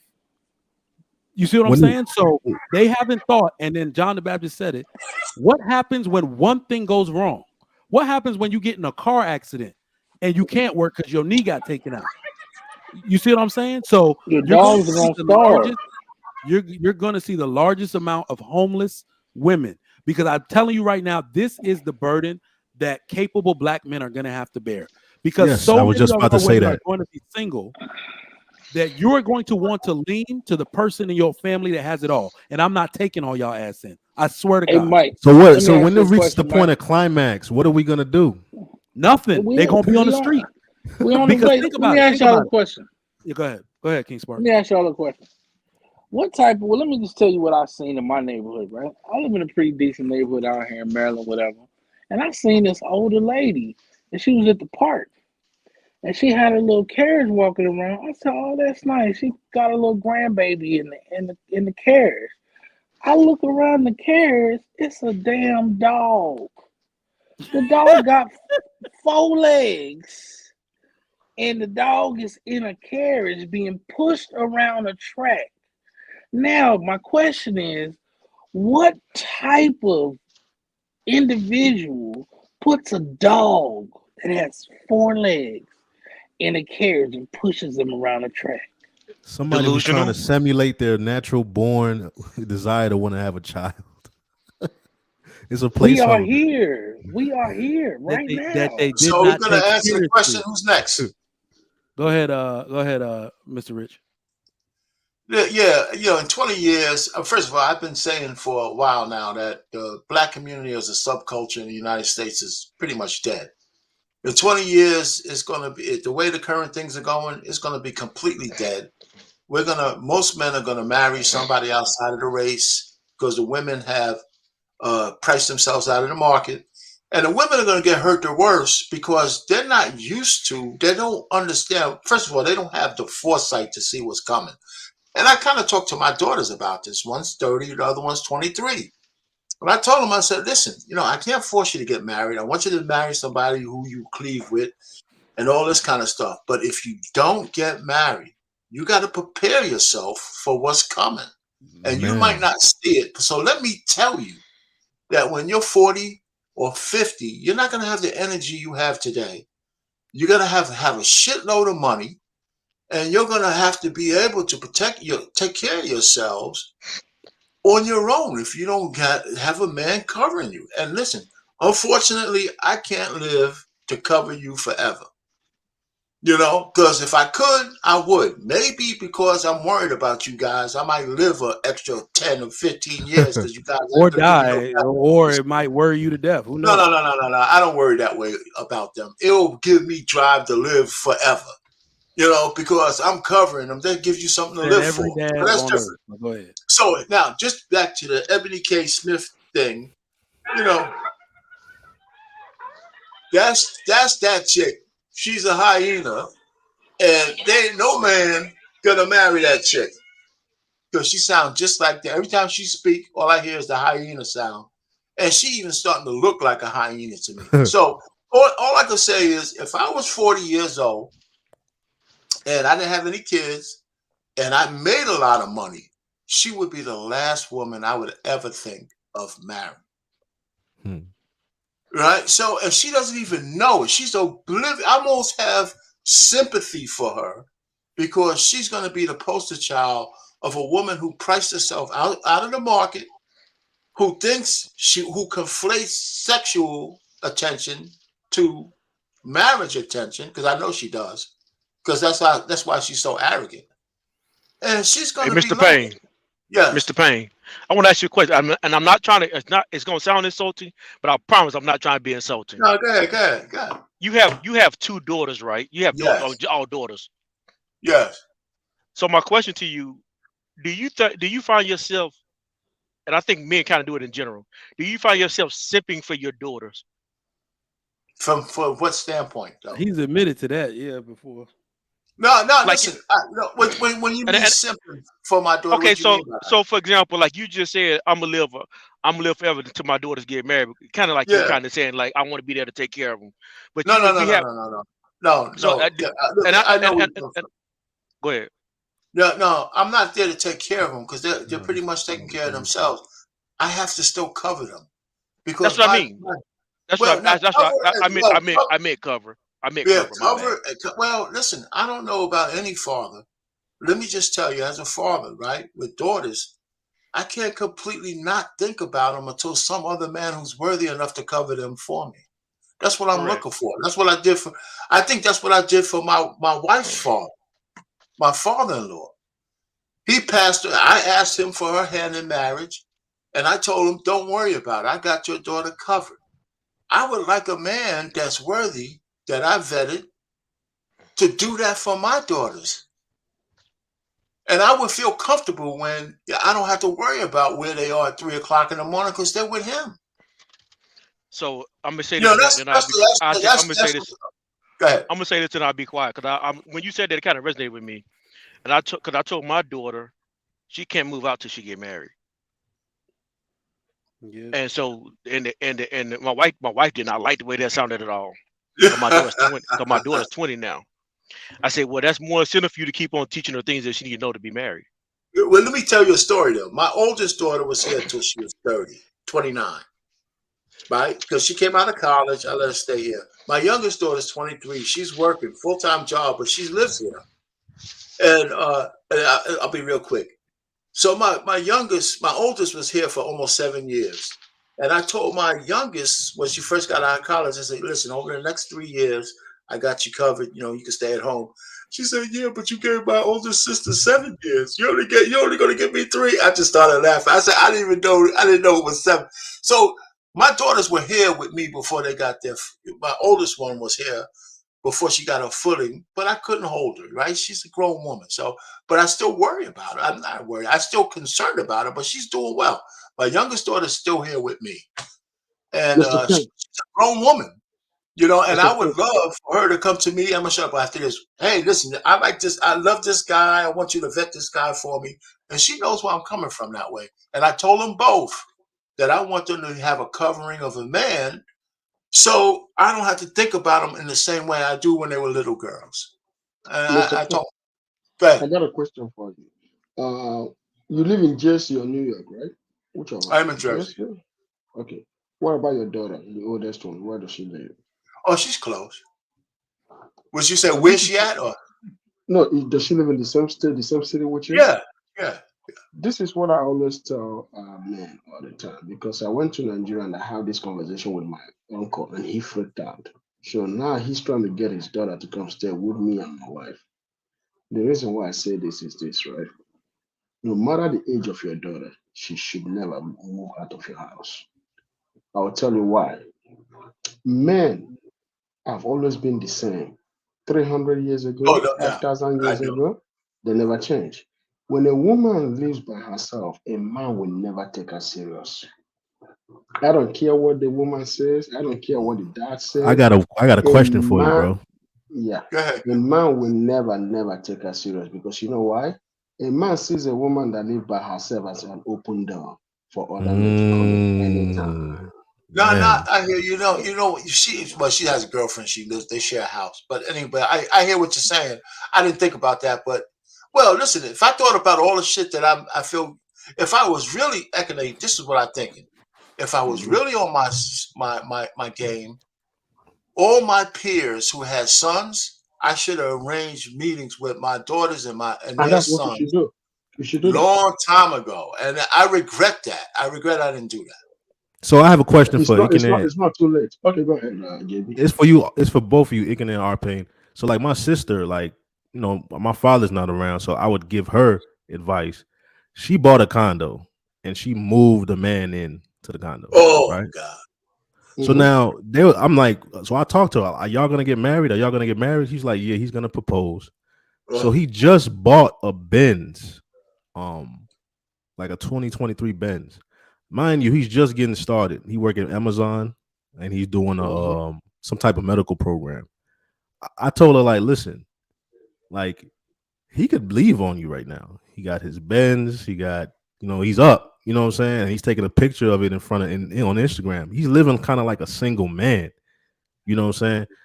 So I'm asking you guys this question, like, do you think it's even my place to even give her advice when it comes to like listen, bro. This is what you have to do because this is one of those situations. She's not going to listen. He's already moved in. Right. This is the issue that once the woman, they've already dabbled in the debauchery. Mm-hmm. Because once you under your parents' covering, under your father's covering, you're susceptible to all of that BS. Right. If she's going to take the step to let him move in, that is not her man. That's her roommate. Exactly. That's a come up. Even if he helping her with the mortgage, it's half. That's why he able to buy that Benz. Bro, you know how much her mortgage is? Huh? $680 a month. What? $680 for a condo? Yes, for 30 That's why years. he up like that. Yeah. God damn. But yeah, like you can't tell these women nothing, man. So she's going to. So this is the issue.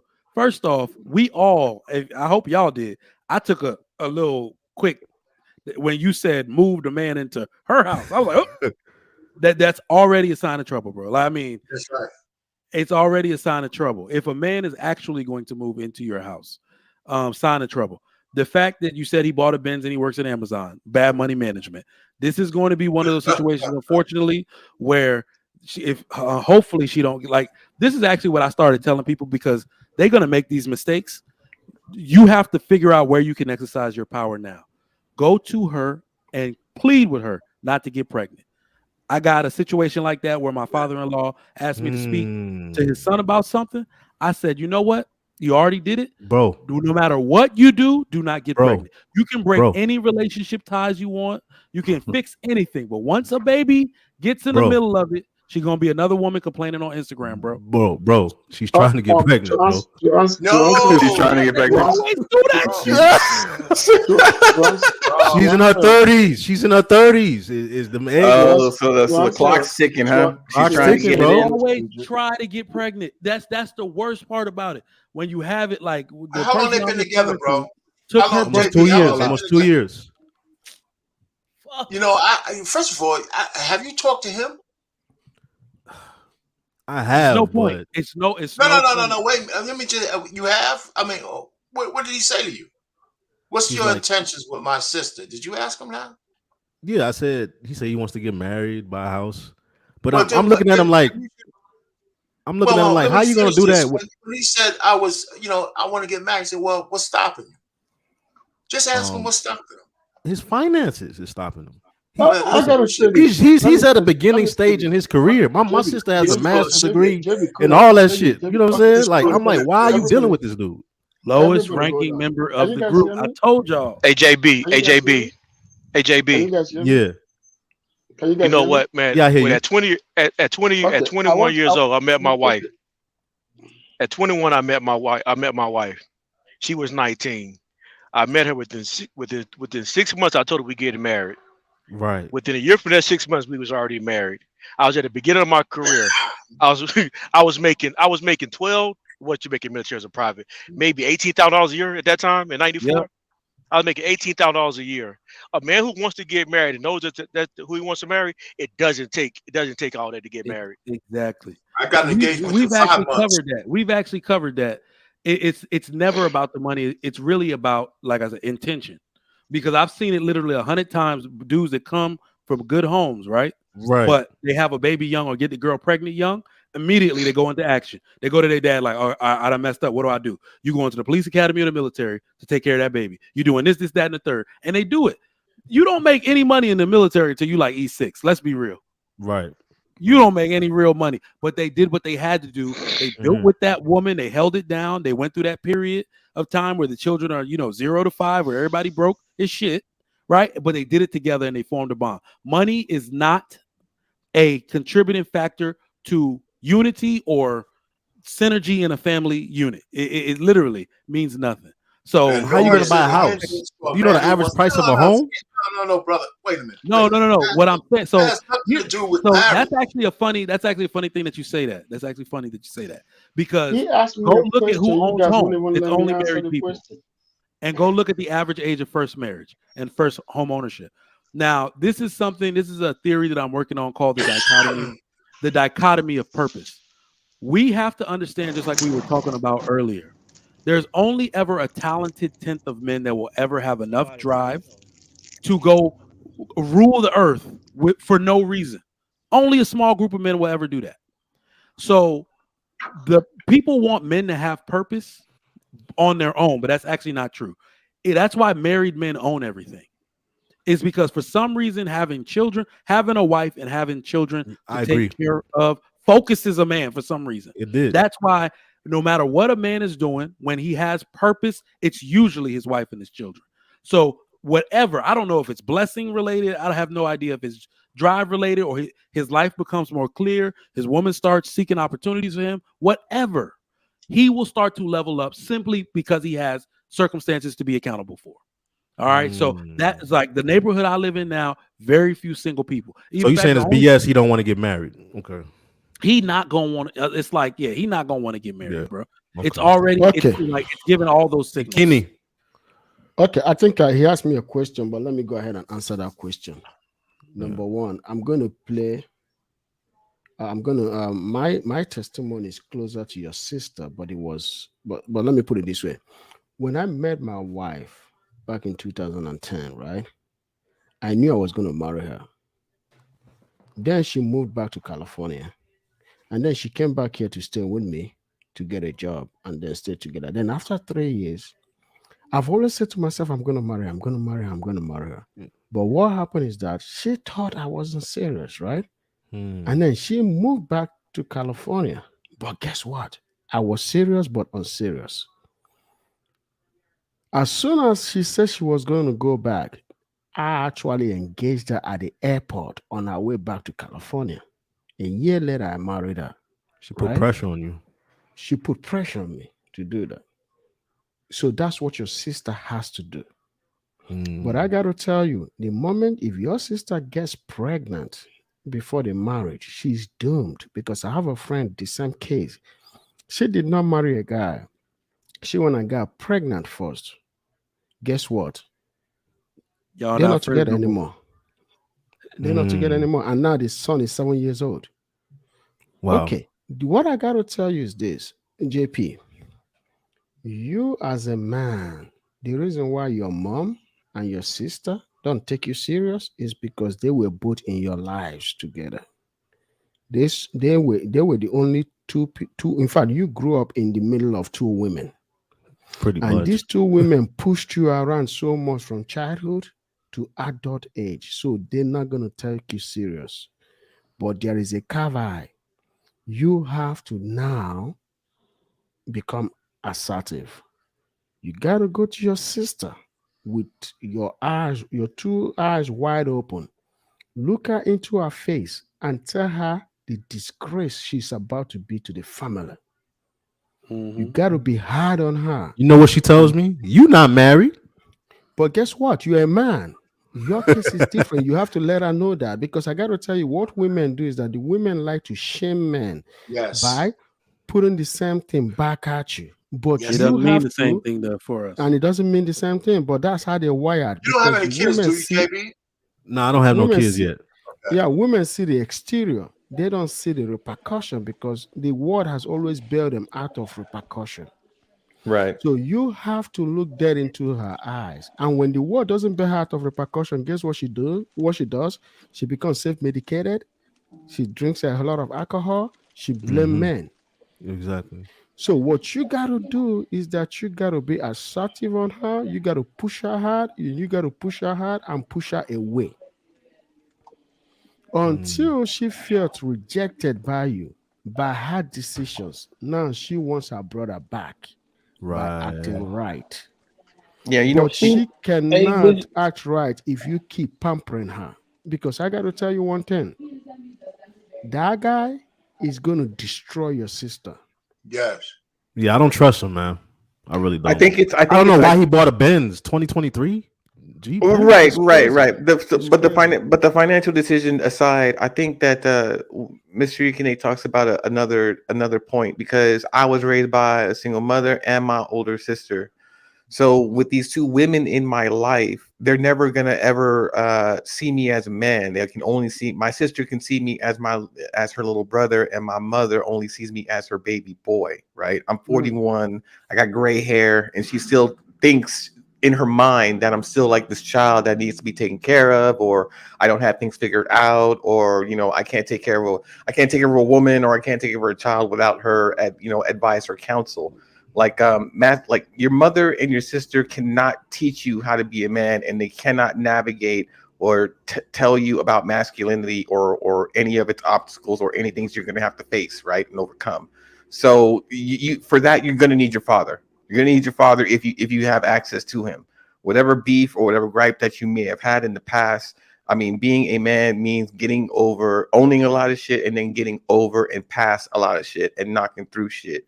Because it takes strength to do that. You know what I'm saying? Like, women happen to be, are weaker than men, but in this regard, the difference between strength for men is that we control our emotions. Our emotions don't get the better and control us, right?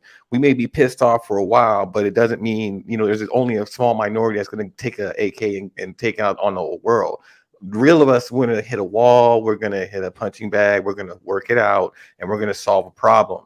When it comes to upbringing, though, when it comes to women, though, once they have you, they had you, right? You were the man, not the man, but you were the male figure that they had their way with for so long.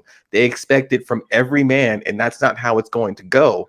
reality is going to hit them, right? And you can't behave the same way that you were toward your sister or your mom, right? Because the woman that you're dealing with now, she hasn't grown up controlling you or all that, right? She just expects you to be a man.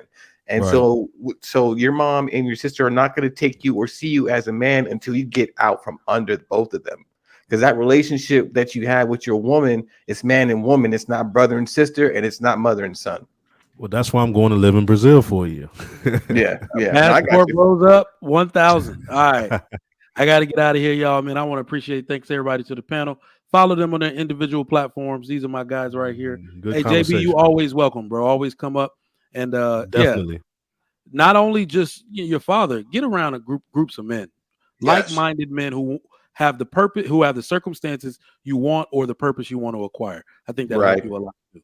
All right. Thank you, guys. All right, y'all. Appreciate y'all for coming through today to the Trigger Mike Show. It was another banger. Let's get these super chats read. Greatness to work.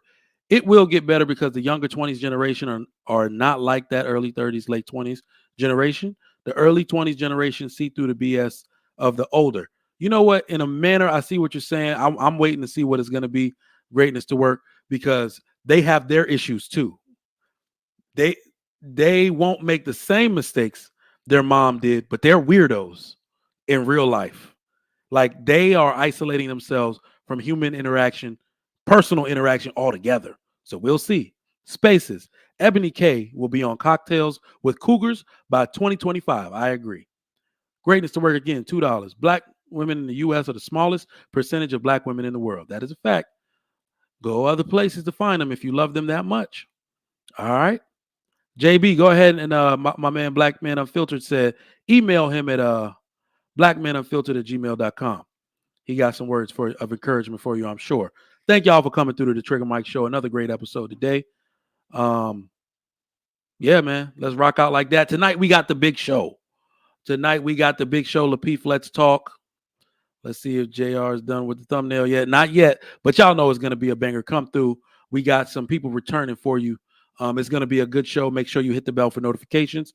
Go ahead and subscribe to the channel if you have not. On your way out, hit a like for the YouTube algorithm. That always helps, and we appreciate it. It's free, okay? And also follow my YouTube channel at Trigger Mike Show. I do shorts for your consumption. If you ever want to know what's on my mind, I appreciate that.